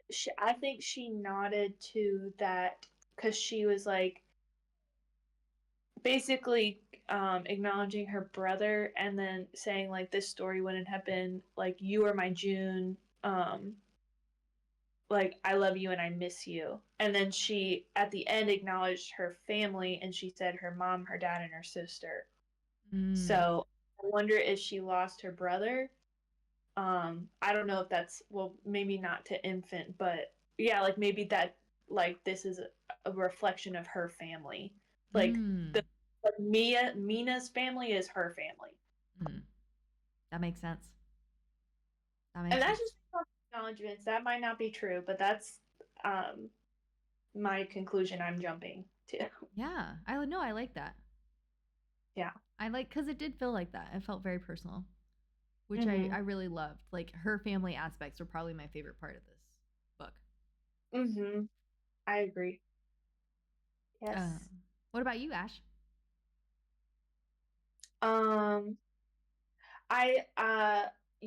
So I honestly didn't see it coming at all. Like either of them. Like I thought it was like kind of like a chaotic thing of like, oh, these random nice spirits are coming to help, like I feel like that was not random. Or it's like it felt like that was like par for the course. I was like, oh, okay, yeah, we're in the spirit realm. Nice spirits are like, oh, a human. That's weird. Maybe we should help her get out of here. I thought it was like that, but then yeah, the more they came, and then when Dai said that, I was like, oh, go. Yeah, I loved their whole arc, like their whole storyline. And anytime they popped up, I was like, oh, I love them so much. Yes. So okay, do we want to revisit? Because Kylie, I know you said you wanted to, like, we were talking about the Spirited Away stuff, but you said to wait till the spoiler section to say like more on that. Yes, I'm sorry. Jacob got home. He was distracting me, but I did hear that. Yes. Okay. So this is kind of a good segue because Dai. Thanks, Zen. Because Dai and Dai, Mask, and Miki reminded me of the pigs. How like her parents are pigs. So it kind of goes into that thing of like her parents, or not her parents. I'm sorry, her family was there all along, kind of thing. Mhm. So like that Yeah. theme was there, which was why I thought of that's literally why I thought of that because it does start off really strong and Spirited Away. Like she meets them and they're like, oh, you could ask for a job going to the Lotus House, right? Which is exactly how the bathhouse is. Chiharu goes, or Chihiro. Oh my god, how do you say her name? Chihiro goes to the bathhouse to get a job, right? And then what does she have to exchange? She has to exchange her name. A lot of people in a lot of cultures believe that your name is very much tied to your soul. It's tied to like who you are, which reminded me of how like the red tie was severed. She lost part of her soul. She had to get it back. Now that didn't last the whole thing, unlike in Spirited Away. There was a lot of like other plots besides that. She got it back actually pretty quickly. I was shocked about that. I was like, oh, she got it back. Okay, great. I was like, great. A roadblock done. Easy. Yeah. It happened so fast. It's so true. Yeah. Yeah. But yeah, so it started off like kind of like that. And then I will also say like Shin is very much kind of like that. Like he's very much like Haku. So for those who know Spirited Away, Haku is the dragon. Which there's a lot of parallels there because already like Haku was the god or like the protector, but a god or a yokai, whatever you want to call it, over this river. The river, he lost his memories because the river got paved in by like there's apartment complexes, like they destroyed the river. So that's why he lost his name and he lost his memories, which is very similar to how the other god, actually, I see you fishing in my fucking chat. I can't fish. I'm trying to be all insightful. Oh my god. Anyway, sorry. No, you're fine. I've been saving them up. You're fine. You're fine. I just thought it was funny. Okay. Okay. So, which is very similar to how Shin like talks about humans as like, oh, you guys like ruin stuff, you guys pollute, you guys like, and it makes sense because he's the sea god. And what do we do to the sea? We pollute the sea. We ruin the sea. We overfish the sea. Right? Makes sense. And that literally was a really good parallel to Haku because Haku is exactly like that. He loses his memory. It comes back because Shiharu remembers who he is, which is very similar to Mina, who remembers who he is through the goddess of like memory. So it's not like exactly, but it's very similar. Like there's a lot of parallels, if that makes sense to me, about it. I see it now. Yeah. But I still think it was like, it still had a lot of original ideas, and it was it wasn't like it wasn't like a like copy paste or anything. There was just a lot of like, oh, and that's literally why I realized like, which is why I figured out really quickly that Shin was the sea god and the emperor, and the guy was the emperor because of Spirited Away, because I was like, oh, he just lost his memories. He's a sea god, 100%. Okay, here's another question. Yeah. Shoot. If TikTok if you didn't hear on TikTok like, oh, like if they didn't pair Spirited Away to this book, would you have come to that same like comparison? Not at all for me. I wouldn't have. It's been too long since I've seen that to have been able to make connections that quickly. Yeah. I would have, but that's because I rewatch that movie every fucking year. I love that movie. It's entirely likely that I also maybe slept through part of it. You definitely did. Because we 100% watched it on Kylie's You couch. and Ash both fell asleep at different But times. I've rewatched it multiple times. Right. But yeah, I felt no, because I've rewatched except for Ponyo because Ponyo, fishy and dicey. Every movie that I've watched. Hi. Welcome to the Ponyo Hate Club. Leo, we can't hate Ponyo. She's a child. She's a baby. I hate She was Ponyo. barely human. She was barely human. She's human for like 5 minutes. Ponyo. She's just a baby. Cassidy. I don't care. I hate her. Oh. Stop. Anyway. But yeah, I totally would. I would. But that's honestly, I rewatch a lot of Ghibli movies a lot of times. Like, I already rewatched Howl's Moving Castle and Boy with the Heron this year. Mm. So. I always rewatch Princess Mononoke. I don't know why that movie. Did you like I depression? love that movie. I think it's just very like the music is so good. I just love the story. Yeah, It's amazing. depressing. It's amazing. It's so good. But yeah. Which Miyazaki did I recently watch that I really liked? Yeah, Pete. Hang on. I rewatch I Continue rewatch Howl's talking. Moving Castle every year for my birthday. And then I watch it whenever I need to pick me up. We did a Howl's Moving Castle theme one year for Kylie's birthday. Y'all did. And It was so Ashley cute. and I snuck into Kylie's house and decorated. Look, y'all, it was so cute. I literally, if it wasn't so early in the morning, I would have cried. Oh yeah. That was funny. Wait. Yes. Was that the That same? Was it that- her birthday no. that we drove around and we were like, No, okay, I think we're we were gonna go supposed to, look like- at- oh, we're not even on the way, and we just We were drove around supposed- Milledgeville till I she don't know what we were doing. It's 'cause I'm It was not chronically her late, guys. birthday. It was not her birthday because we No. had to sneak in for we that. did sneak But- in, but We were on the way to pick up Kylie for something. I don't know. We were doing something. But Ashley and I were on the way to Kylie's house. And so Ashley and I lived in the same apartment complex at the time. So, but not in the same apartment. Or did we? I don't think we ever no, lived in we the same never lived complex. together. Okay, but we lived very close, and so we would always carpool to Kylie's.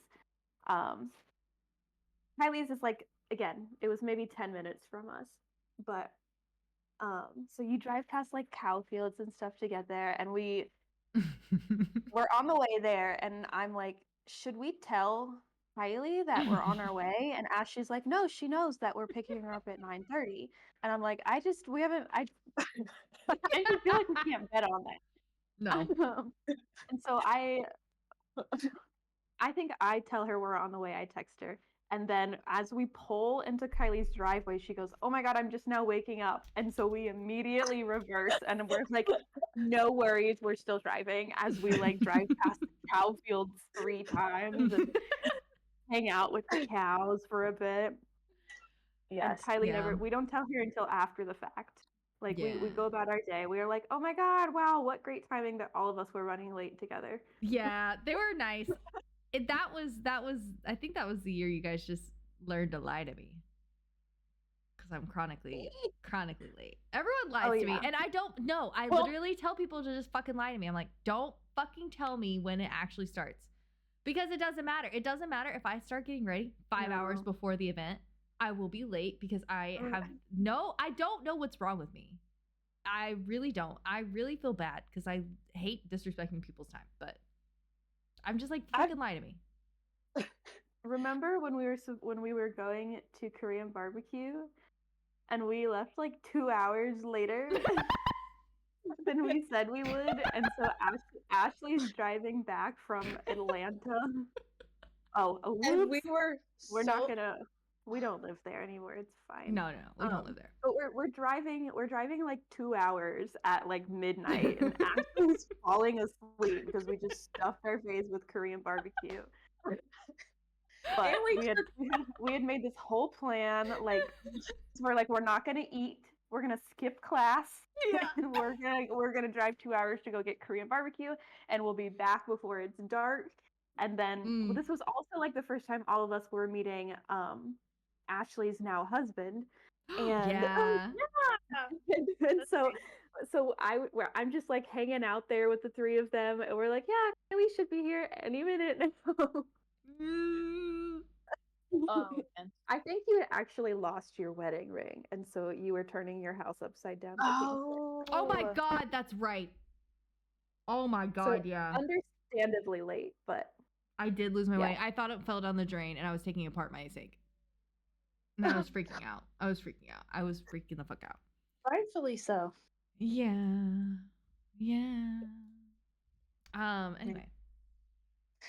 But I think also this was a time where I think Cassidy also had to learn because I'm also chronically early. Yeah. Oh my I get God, overly that's- excited and I get there like an hour The early. amount I'm of like, I times- just miss you guys and I'm here. Ashley would be there to like pick me up and be like, "I'm here," and I'm like, "Hey, I'm still getting dressed. You can just come in here while I'm finished, I guess." It's a struggle. It's only a struggle for Cass and Ash to be friends with me, and I'm so thankful for their friendship every day. There's never a struggle. Can you stop? It is. You know what? No, a lot of people would not be friends with me because a lot of people hate fucking late people, and you know what? I get it.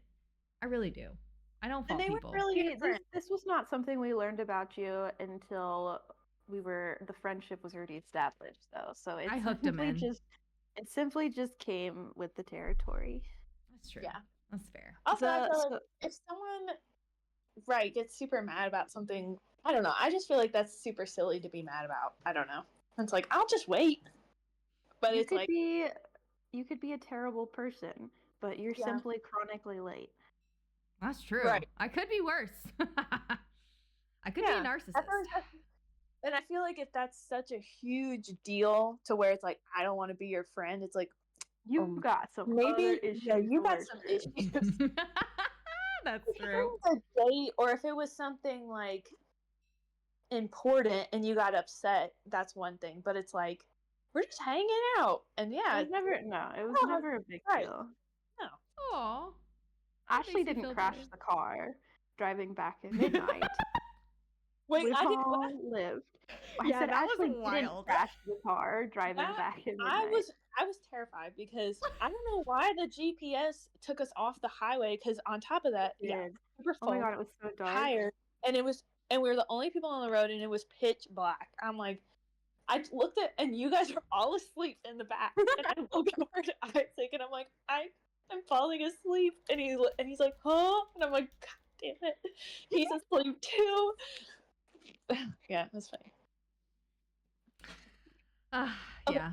Good times. The movie I was thinking about, the Miyazaki that I recently watched, was Nausicaa of the Valley of the Wind. So Oh. good. So good. I really liked that one. It was like a rare Miyazaki in the fact that there was like one complete through story that it focused on the entire time. Ooh, yeah. Nausicaa's really good. Nausicaa's really good. I I would don't think say I've seen that one. it's older. It's like one of It's the earlier ones. 1984. Yeah. I watched what's the one? I think it's called Castle in the Sky or something like that. That one's okay. That's not my favorite. I like. Yeah, it was okay. It was long. It was a long movie. Yeah, it's I long. wanna say it's almost 3 hours long. That's real long. It's a long movie. It's good. It's good. It's just not my favorite. Yeah. Okay.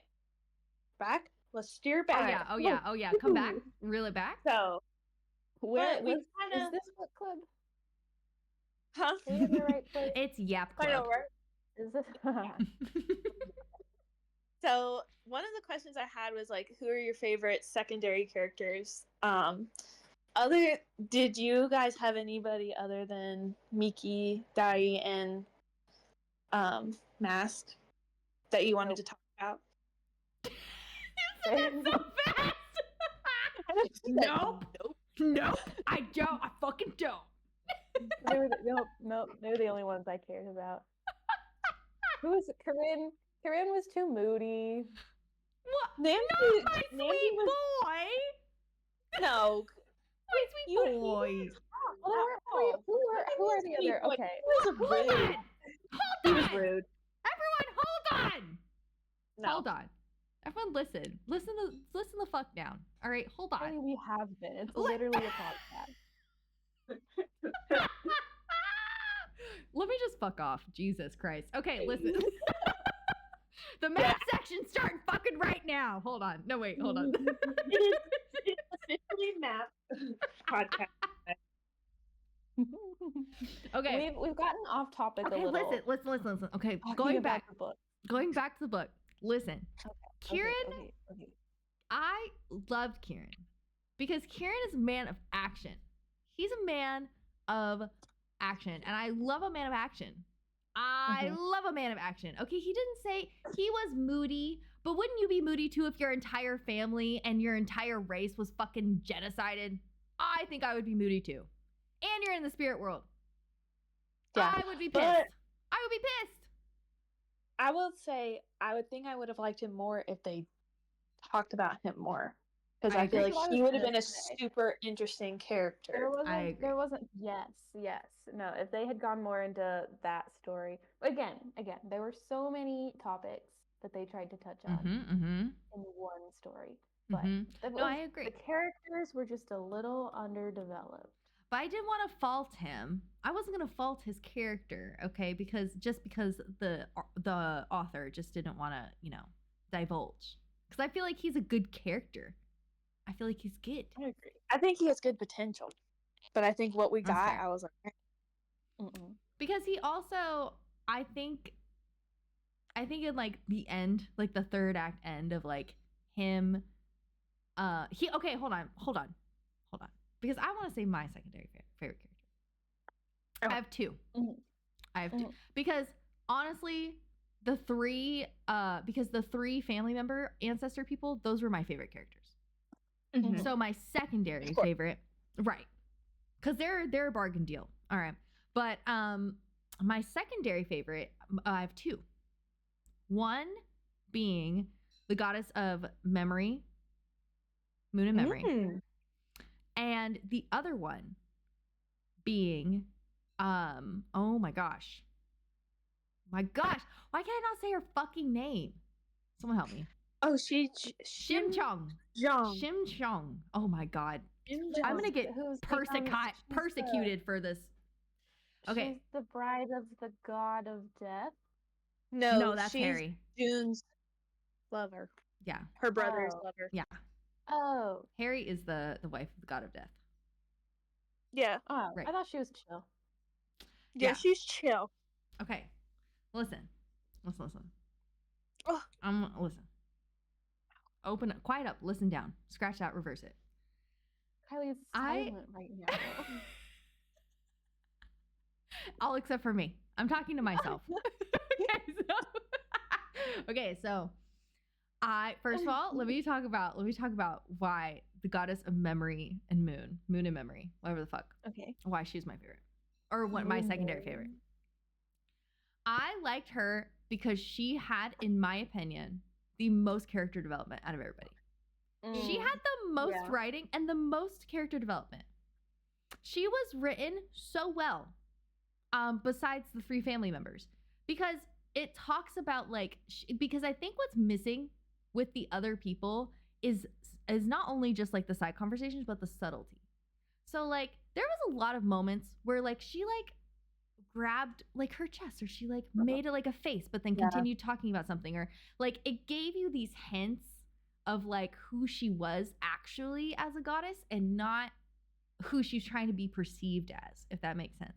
And then she had like this whole arc and then became like this well-beloved, kind-hearted goddess. And she still was like a little like myth. She's like, you turned me into a kind-hearted person, right? Like she was kind of like, about that. Right.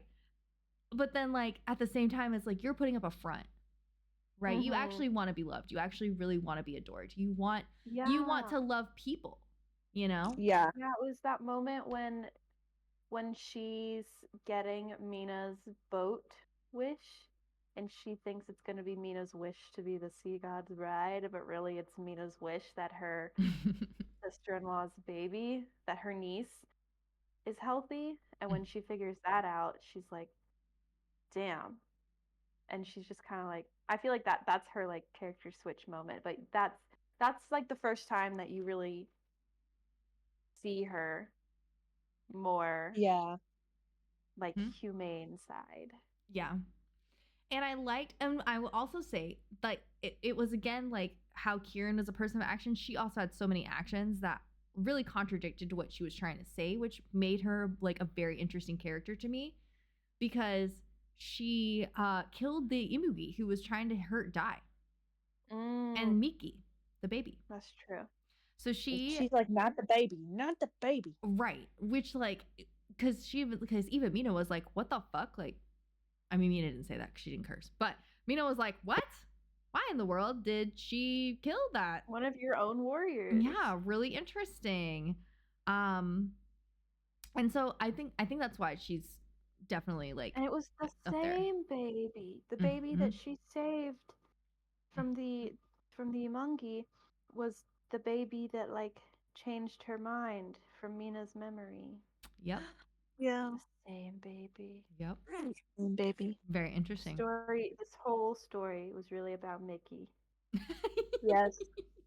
The baby. The baby. And then Shim Chong was my other favorite because I think she also had some of the like more character development or like if that makes sense.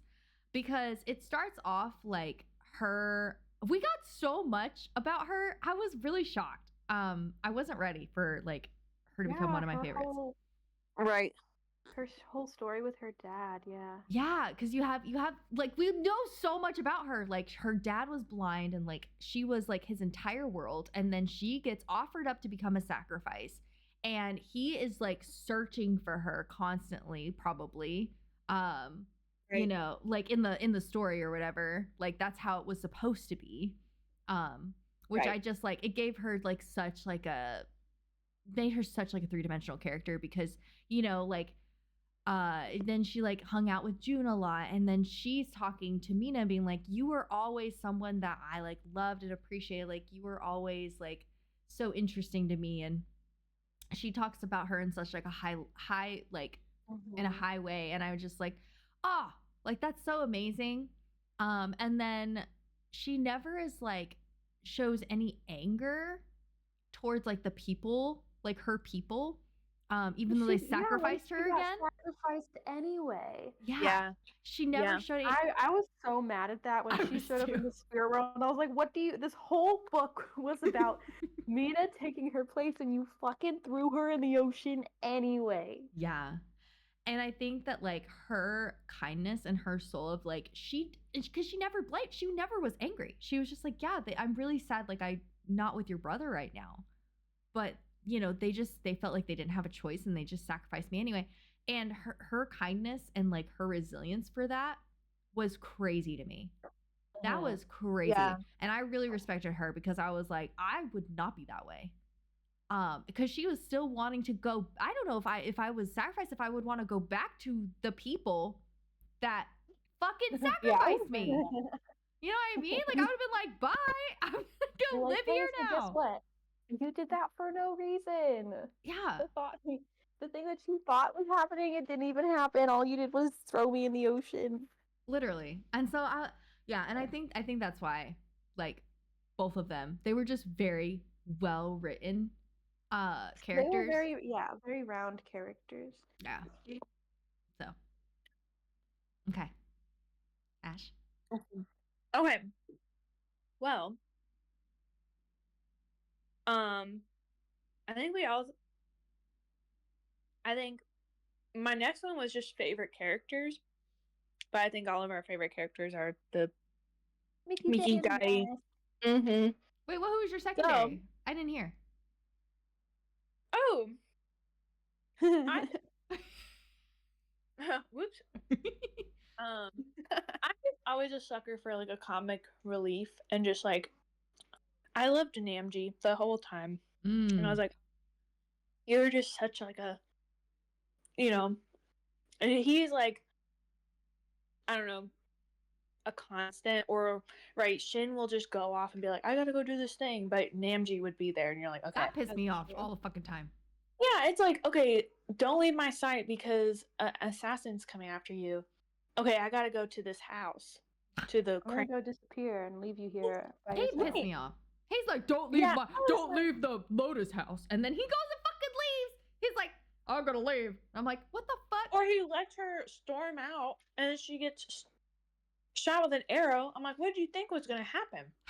I'm telling you, the girlie should have fucking kissed. All right? Yeah. That's all I gotta say. The girlie should have kissed. She was wet. Shimjung literally was like way more well-rounded than that guy. Mm-hmm. Okay. Mm-hmm. All right. Anyway, I'm sorry. Continue. But he's the Okay. sea god. I don't give a shit if he's the. I don't give a shit. I don't give a shit. I don't care if he poops gold. I don't care. All right. He probably does. He probably shits straight gold bars. Probably now that he's got his fucking memories back, he's probably got all his powers. Whatever nonsense. Actually, it's pearls.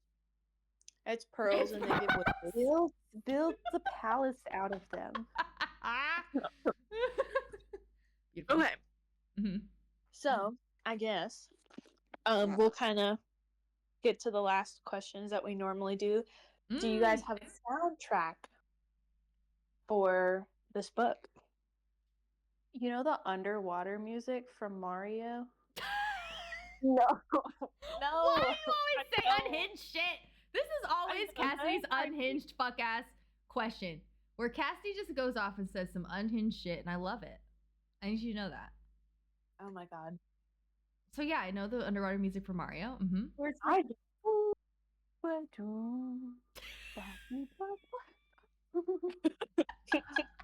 you know what I'm talking about. Where it's just kind of floaty. It sounds exactly like underwater. Nobody has ever written any other music that sounds more underwater than the underwater Mario music. And that is the soundtrack of this. That and Under the Sea. Right. Under the Sea. Right. But mostly the Disney, Mario please don't music. come for me for plagiarism. Thank you. Continue. Actually, No, that's it.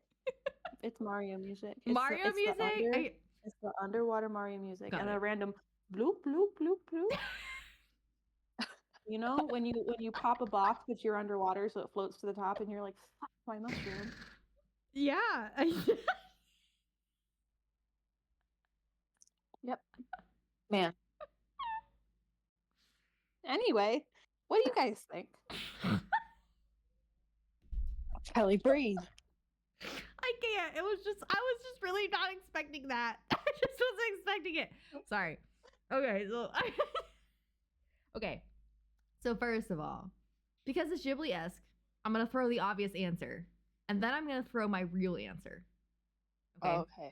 So obvious answer is Joe Hisashi, the person who created all the Studio Ghibli soundtracks, should make a soundtrack for this movie. First of all, clearly. Now, my real answer is that this movie needs to be a musical. Now, hear me out. Everyone listen. Everyone my listen. God. Listen to me. Everyone listen. What? You're gonna have to make a strong I argument. have a very strong argument for this. All right. All I'm right. here. The book is light work. All right. It kind of already reads like a screenplay. I'm not gonna lie. It's already light work. Already kind of reads like a screenplay. What are we missing? What have we been saying that we've been missing this whole time? Context, right? More lore, more this, more that, right? An easy way to do that, musical. Make the conversations into music, all right? It also makes the story more interesting, right? Moves the plot along easier, right? Because her writing already moves really, like, very smoothly to where you could really just put that to song, okay? And wouldn't it be cool? You have, like, two other people, like, singing about one thing, and then it cuts off to another person singing about one thing. You could throw in bits of lore. The dramatic, the dramatic duet in which they're both singing about the same thing from separate locations. Ah, Finn is like, my red spring of fate That's pulls what I'm me saying. this way. That's And what I'm she's saying. like, that's what I'm saying. all right. Thank you, thank you. Okay, You I see see. the Okay. vision? You know what? All right, I do. I'm coming around on this idea. Yes. It makes sense. Thank No. you. No. Yes. Cassie No. sees the vision. Listen, and then it would be so amazing. It would be so cool. Imagine like them walking into the old goddess of women and children, and she's like, and then she has like a villain song. It'd be amazing. And it would be so. How would that go? What would that sound like? Hold on. Probably sound like, get me all gold.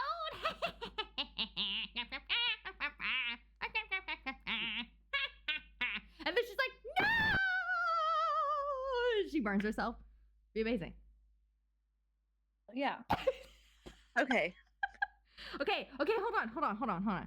But And then Day, Mickey, and Mask would have like a little theme. yes, that's what I was gonna say. Yeah. And they would Yes. sing this little trio. You know, okay, hang on. Thank So you. Hamilton, I love that Cassidy King, saw my idea. King George. I Yeah. see it. I see the vision. I'm Thank like you. staring into the distance with you right now. Your top right corner, I'm there with my you. God. Okay. Yes. So I'm thinking King George songs. Mm. I know him, that can be. Where Yes. it's like the same little song, but it's like the same melody, but it's like a broken up song throughout the course of like 4 different mini songs, Right. three different mini songs. That's what Day, Mickey, and Mask would be. Is that they would have like this little melody and they'd sing, and it would be like every time they come up to save the day, and it would be like the continuation of the same song. You know? Ah, I see it. that's I amazing. see it. That's actually Yeah. yeah. That's actually amazing. Love that. It actually I think it might help give it, because it's like it tries to be heavy and light at the same Mhm. time. Mhm. And I think that's musical. Thank you. Thank you. You know what? I see it. Thank you. Okay, yeah. You know I what? appreciate that. I was so ready to be a hater on this idea. As you usually are. And I love musicals. I Wow. love them. But I was fully ready to say that you're wrong and you should take that idea back. Mm. But I'm here for it. Thank Here you. for it. I'm glad you saw the light. I see your vision now. Thank you. I appreciate that. That makes me Hi, feel really everybody, validated. and welcome to Musical Club. Ashley's not a fan. Ashley says no. That's okay. Ashley and I have map I club. do like It's musicals. okay. We always You have guys- a space. Uh-huh. Kylie, you and I have musical club. Perfect. Yeah. Well, I was just about to say that you guys got me into musicals, but now I guess I'm out of the musical, so that's fine. I Well, can enjoy I don't know. my Do you think this could be a musicals after- musical? Do you think this could be a musical? No. Okay, well then No. you can't be in the Okay, club. well then you're not in musical club. You can't be in the club. I'm sorry. So, wow. Why don't I you will think this say- could be a musical? Yeah, what's your argument against Explain. it? Well, here's my argument against it, because I'm always unprepared for this question. But I did not have a soundtrack for this movie. Okay, hold This is- on. Hold on, everybody. Whoa. Hold on. Whoa. You I'm mean holding- to tell Why are me screaming at me? because I'm Lower Hold- your voice. Hold on. Let me. Well, you know what? There, I put that in the fucking chat. How about that? I trigger warned it. Okay. Trigger warning. Kyle's gonna fucking scream. It's in the fucking chat. You can look at it. All right. Listen. Thank you. I have screamed 174 times. Thank you. Listen. That's insane. Since when? When did this count start? Oh God. I don't know when that command started. Not too long Really? ago. Maybe like a few months. Extreme. This Wow. checks out to me. This checks out. It is way more than that. It's way more than 174. Continue. Yeah, 6 months. 6 months Yeah, old. because Kylie screamed earlier. It didn't Kylie count. screamed earlier in this same Mm. podcast, and nobody clocked it. It's I'm gonna need chat to be better on that. Every single scream. You hear her right now? You hear these cackles? No, That no, counts. it doesn't count. It counts into the other one Scream. we already Clock had. it. Clock it. I have a cooldown on it. Can't do it. Ha. Oh my God. Ha. Okay, why are you screaming at me? Why are you screaming at me? Okay, because listen. Because that means you can't knock my idea. You literally can't knock my idea. Because No. you can't say no to something you don't have a solution to. All right? Clock it, chat. Well, first Did of you all- hear that? I was about to say, she scramped at me. 176. Anyway, Scram. but Is that what she said? scramped. The scream she scramped. I was- scrumped a scream. Scram. Scram.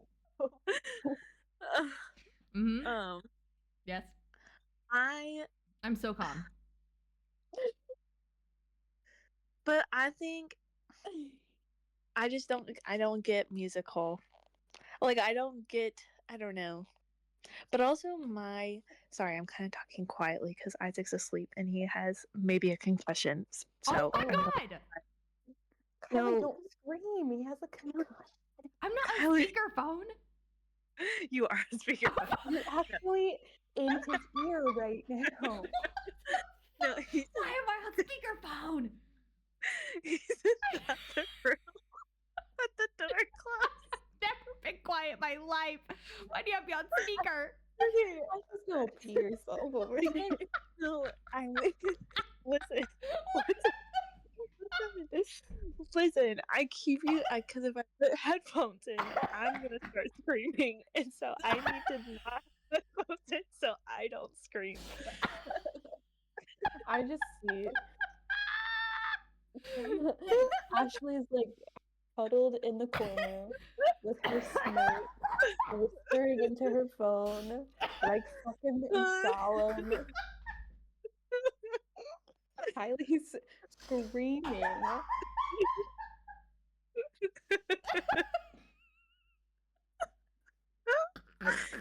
Uh-huh.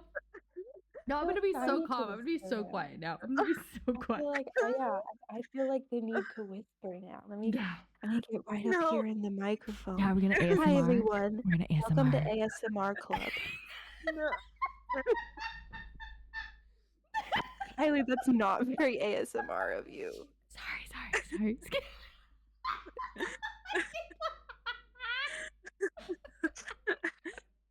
Mm.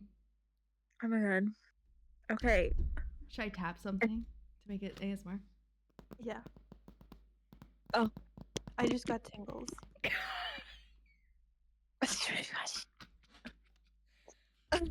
Okay.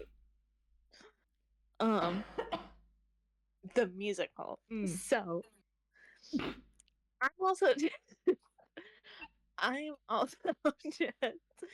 not. I feel like the only musicals I've watched that are like not in animated Disney is Hamilton. So I feel like I have a What? different. What do you mean? Yeah. What do you mean? What do you Oh my god. What are you saying to me right now? I've only watched Ashley, Hamilton. what are you saying to me? What are you saying to me right now? I'm having to whisper. And Les Miserables. Okay. I have so much work to do. Yeah, Kylie doesn't we- like what the fuck? fantasy. Ashley's not seen musicals. I have so much Right. work to do. And then you guys kicked me out of the club. But when I'm Cassidy, sorry. when she hasn't watched animes, and we welcomed her with open arms, and then I No, you're right. You're say right. one thing about musicals, and You're I right. just get shut out. You're right. You're right. You're right. I'm a little hurt. Anime club was never in book club. It's fair. Different. Different thing. But it's true. But Ashley, yeah, we have Ashley, to. welcome. Yeah. Welcome to Musical Club, Ashley. And we're so happy you're here. We are. You're not, but okay. Get yours off. We're about to do an improv activity right here. Oh. No. But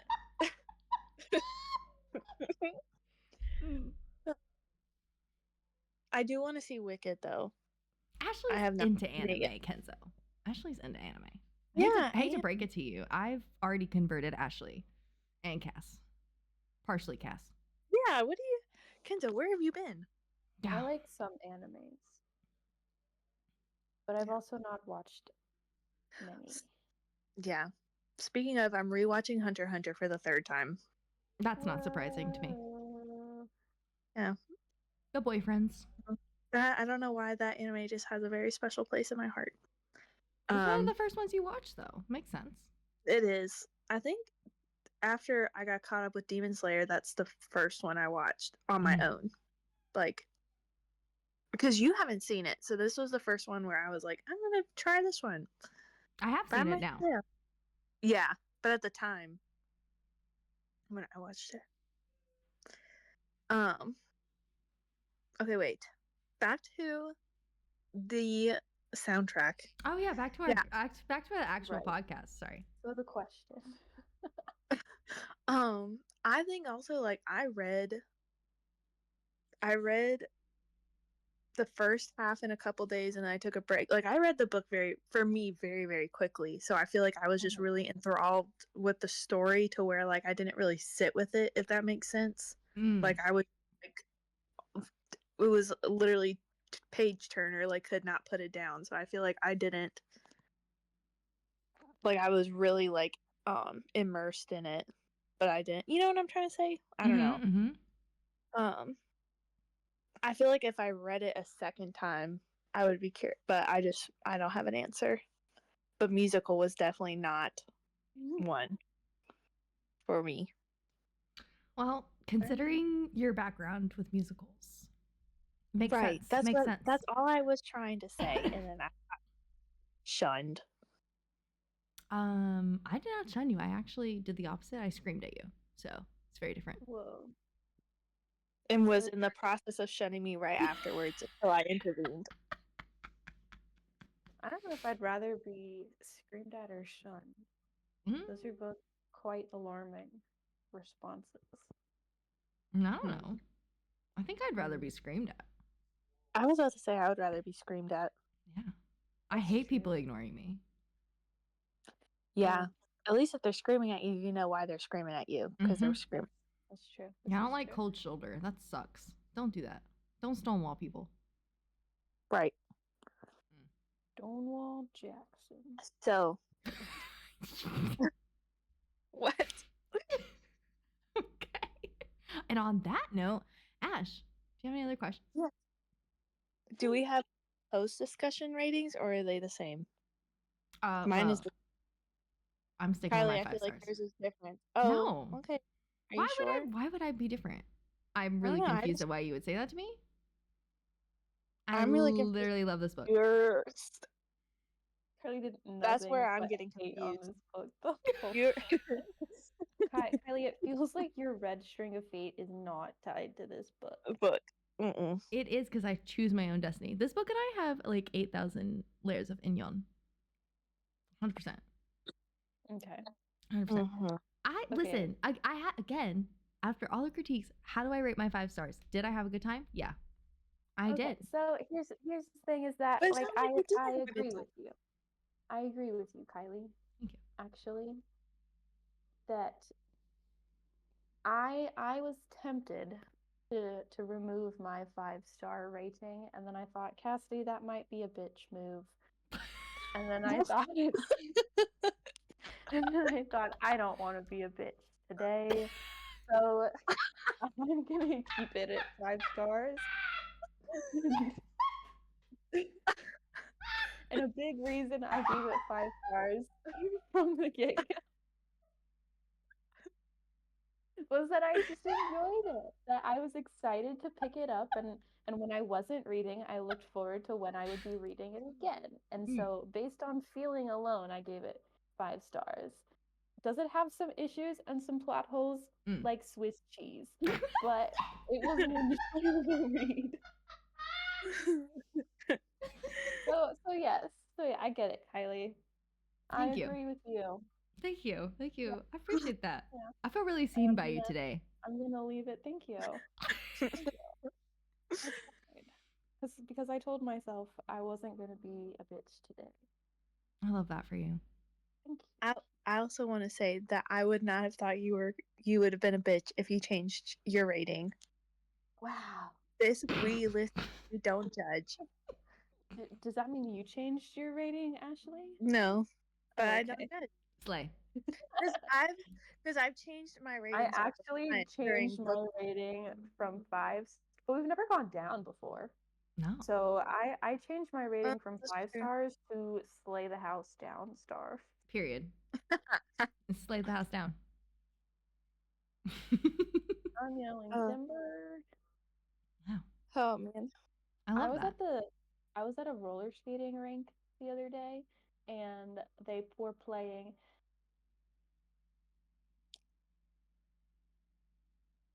You know that song? What song? No. Float Away. It's like this country song about like it probably has a deeper metaphor than that, but when I heard it, I was a child, so I was like, damn, tornadoes Blown are away? awful. Yeah. Oh, and it's like blown away. Yeah. Yeah. And it definitely has like a deeper metaphor about life falling apart. But when I heard it, I was a child. I So thought it was was like, about domestic violence. tornadoes are so terrible. Wow, this song is so good. But so anyway, I heard it in the skate rink the other day. Is this song not about domestic violence? Oh, it for sure is. But Kylie, I told you I heard it when I was a child. So I was like, oh my God, tornadoes are terrible. Hold on. But I'm then going to fact check myself. I heard it the other day and was like, wow, this is interesting. And it was like such a popular song. I feel like it was growing up in the South, it was the kind of song that choir girls sang at the talent show. Yeah, this is about it's about a little girl that like her dad's an alcoholic and like hurts her and she like leaves him in the house because he's like passed out on the couch and she leaves him and the house gets blown away. There are so yes, okay. Yeah. It's all coming back, it's coming back to me now. But there are so many country songs like that are just like, here's a fun little ditty and a story about domestic violence and murder. And you're like, oh, okay. Oh, But I have a client who loves like mom country. That's what there's dad rock and then there's mom country. Right. Like Reba McEntire, mom country. And he loves mom country, and all of them are these horrific. He wants to watch the music videos, and they're all horrifically sad stories. There's Old Red, this guy who Blake Shelton, he escaped, which shows up in my Spotify top 10 every year because he wants to listen to it every Tuesday. Me with achy breaky heart, dude. So yeah, like Old Red, this story about this guy escaping prison. The night the lights went out in Georgia, somebody murdering a man for trying to abuse a woman, and he comes home and kills the man. And yeah, so many country songs like that, and he's just like straight vibing to it. I love that for him. Anyway, so yeah, add Blown Away to the list of mom country. Unfortunately, I cannot support Carrie Underwood anymore. But why? Because she's MAGA, dude. Oh, yeah. That makes sense. Yeah. So is Billy Ray, unfortunately. Well, that checks out. Yeah. Anyway, yeah. I forget where that tangent started. No idea. I don't know. But Kylie, do you want to introduce your book? Oh shit! Yeah, fuck! I'm so bad at this. Okay, hold on. That's why Ashley's in charge. Literally. Yes. So our book for the next month is "This Is How You Lose the Time War," by both Amal El Mohtar and Max Gladstone. So it does have two authors. It's from two different perspectives, which is going to be interesting. But it's going to be, this is what it's about. Blah, blah, blah. Among the ashes of a dying world, an agent of the what the fuck is this word? This isn't a real word. This is a lying word. This isn't a real word. Hold on, everybody. I won't believe you till you say it. I can't say it. That's because it's not a real word. How the fuck do you say this? Commandant? Commandant. It is a real word. I don't believe it. Do you say they want to know what that word means? I bet you don't. It's not a real word. I don't know what it means. An officer in charge of a particular force or institution. Commandant. Anyway. Ben said commandant. Commandant. Oh, that's hard for me. Sounds like Commandant. It sounds like if you combined the word confidant. Doug Dimmadome. Perfect. Oh, Doug Dimmadome, owner of the Commandant Dimmadome. Perfect. Yep. Okay, let's try this again. Among the ashes of a dying world, an agent of the Commandant finds a letter. It reads, "Burn before reading." Thus begins an unlikely correspondence between two rival agents hell-bent on securing the best possible future for their warring factions. Now, what begins as a taunt, a battlefield boast, grows into something more, something epic, something romantic, something that could change the past and the future. Expect the discovery of their bond. Except, I can't fucking read. Except the discovery of their bond would mean death for each of them. There's still a war going on after all, and someone has to win that war. It is under the genres science fiction, romance, fiction, fantasy, LGBTQ, queer, time travel. There you go. Woo! There While we you go. were reading that, Ashley caught a fucking great white shark. Good job, Ash. Yay! Nice Wow, I was job. Wow. Nice Nice. job.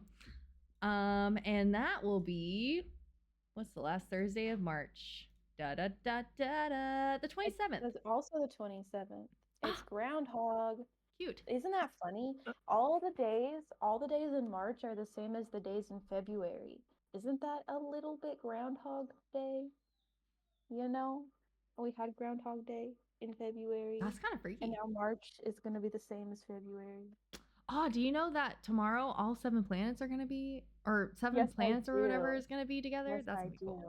I We figured you already would. have telescope plans. I fucking knew it. I actually have a calendar of Astra. I Right. always get astronomy. Okay, listen. I always mix up astronomy and astrology, and it's so unfortunate. Astronomical. I have a calendar of astronomical events for the year. So this one is on there, and I'm excited. Hopefully it's a clear night. I believe in it. I do believe it's a new moon. So New it should be easy. moon. It should be easier to see with binoculars. Not binoculars. You might see Jupiter or That's going to be Venus. exciting. But yeah, get your telescopes, guys. Go I look at the don't have a fucking sky. telescope. I live in the fucking city. I'm not getting a telescope. Can't do it. Go look at the Oh. sky tomorrow. Go look at the sky. use an Or just like do some manifesting, because the planets, all of them, are in alignment. I already used all my luck for sky luck. I already used it What do you because mean? I You had the because I you watched saw, the like, Aurora literal Borealis. aurora. Yeah. Yeah, that's all my sky luck I Um, have. You only get so much. You Sue me. only get so much Well- sky luck, you know? Look at the sky and respect that the planets are in alignment. I will, and I'm sure I'm going to be moody tomorrow. I just know it. I'm moody every day. Relatable. Judy Moody was in a mood. You remember Judy Moody? Yeah. And it was like Judy Moody was in a mood, and it's like this oddly specific mood in which they begin to describe. And I'm like, yes, Judy, I actually understand you. Actually, Judy, I am you. Correct. I think about that all the time. Whenever I'm like having a feeling, I'm like, Cassidy Moody was in a mood, Cassidy Moody. and she's feeling. Okay, well. Anything else before we end, I guess? I'm good. Watch a musical. Yeah. Which one? I was also thinking that maybe this couldn't be a musical because then it's giving like High School Musical, the series, the musical. Remember that? No.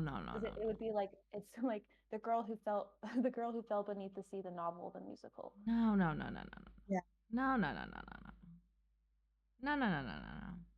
Yeah. I think it's Maybe Dear Evan Hansen, but that's it. No, like in terms of title. Like it's giving Fallout Boy title.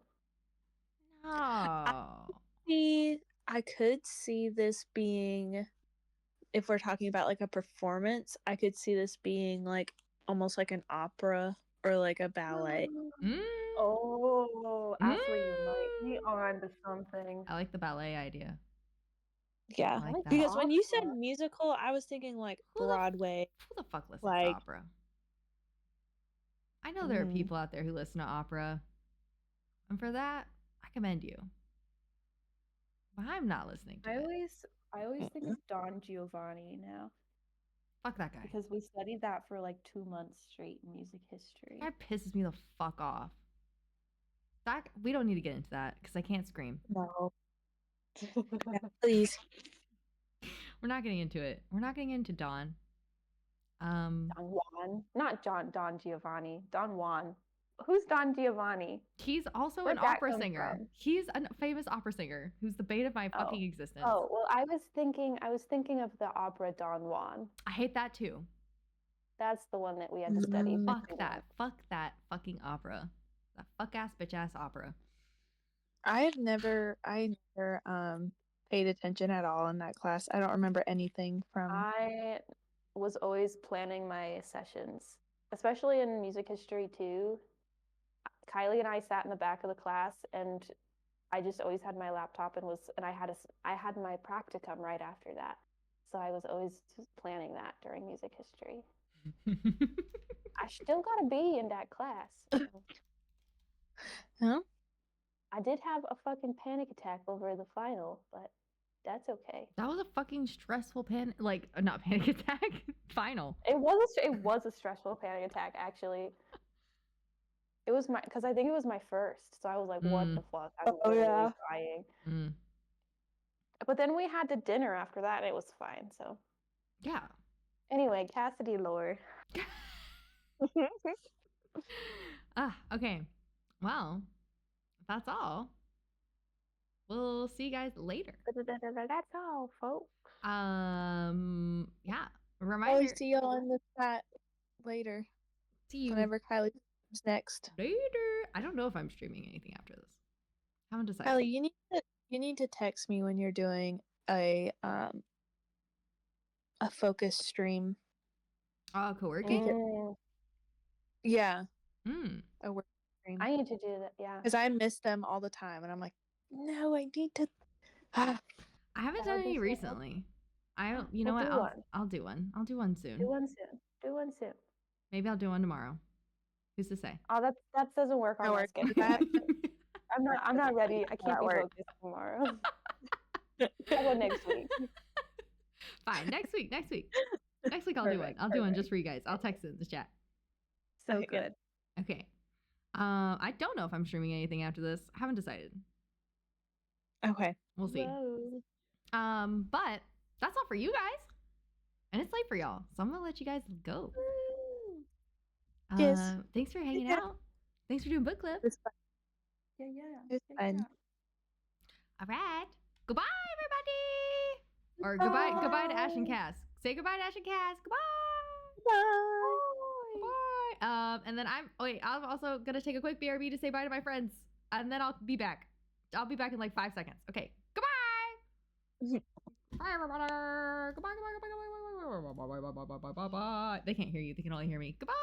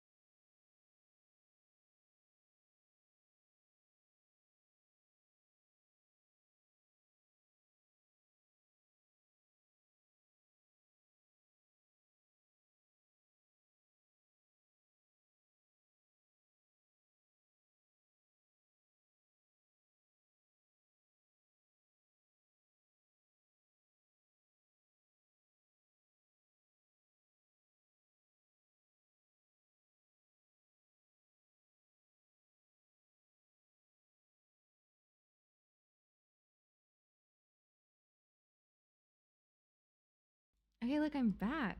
I'm back so quickly. Look at that. I'll go back to the book club scene really quick. Really, really quick. And look, I'm by myself. It looks so weird with me being by myself here. Thank you for coming, Pete. Thanks for hanging out. Oh, I'm still recording.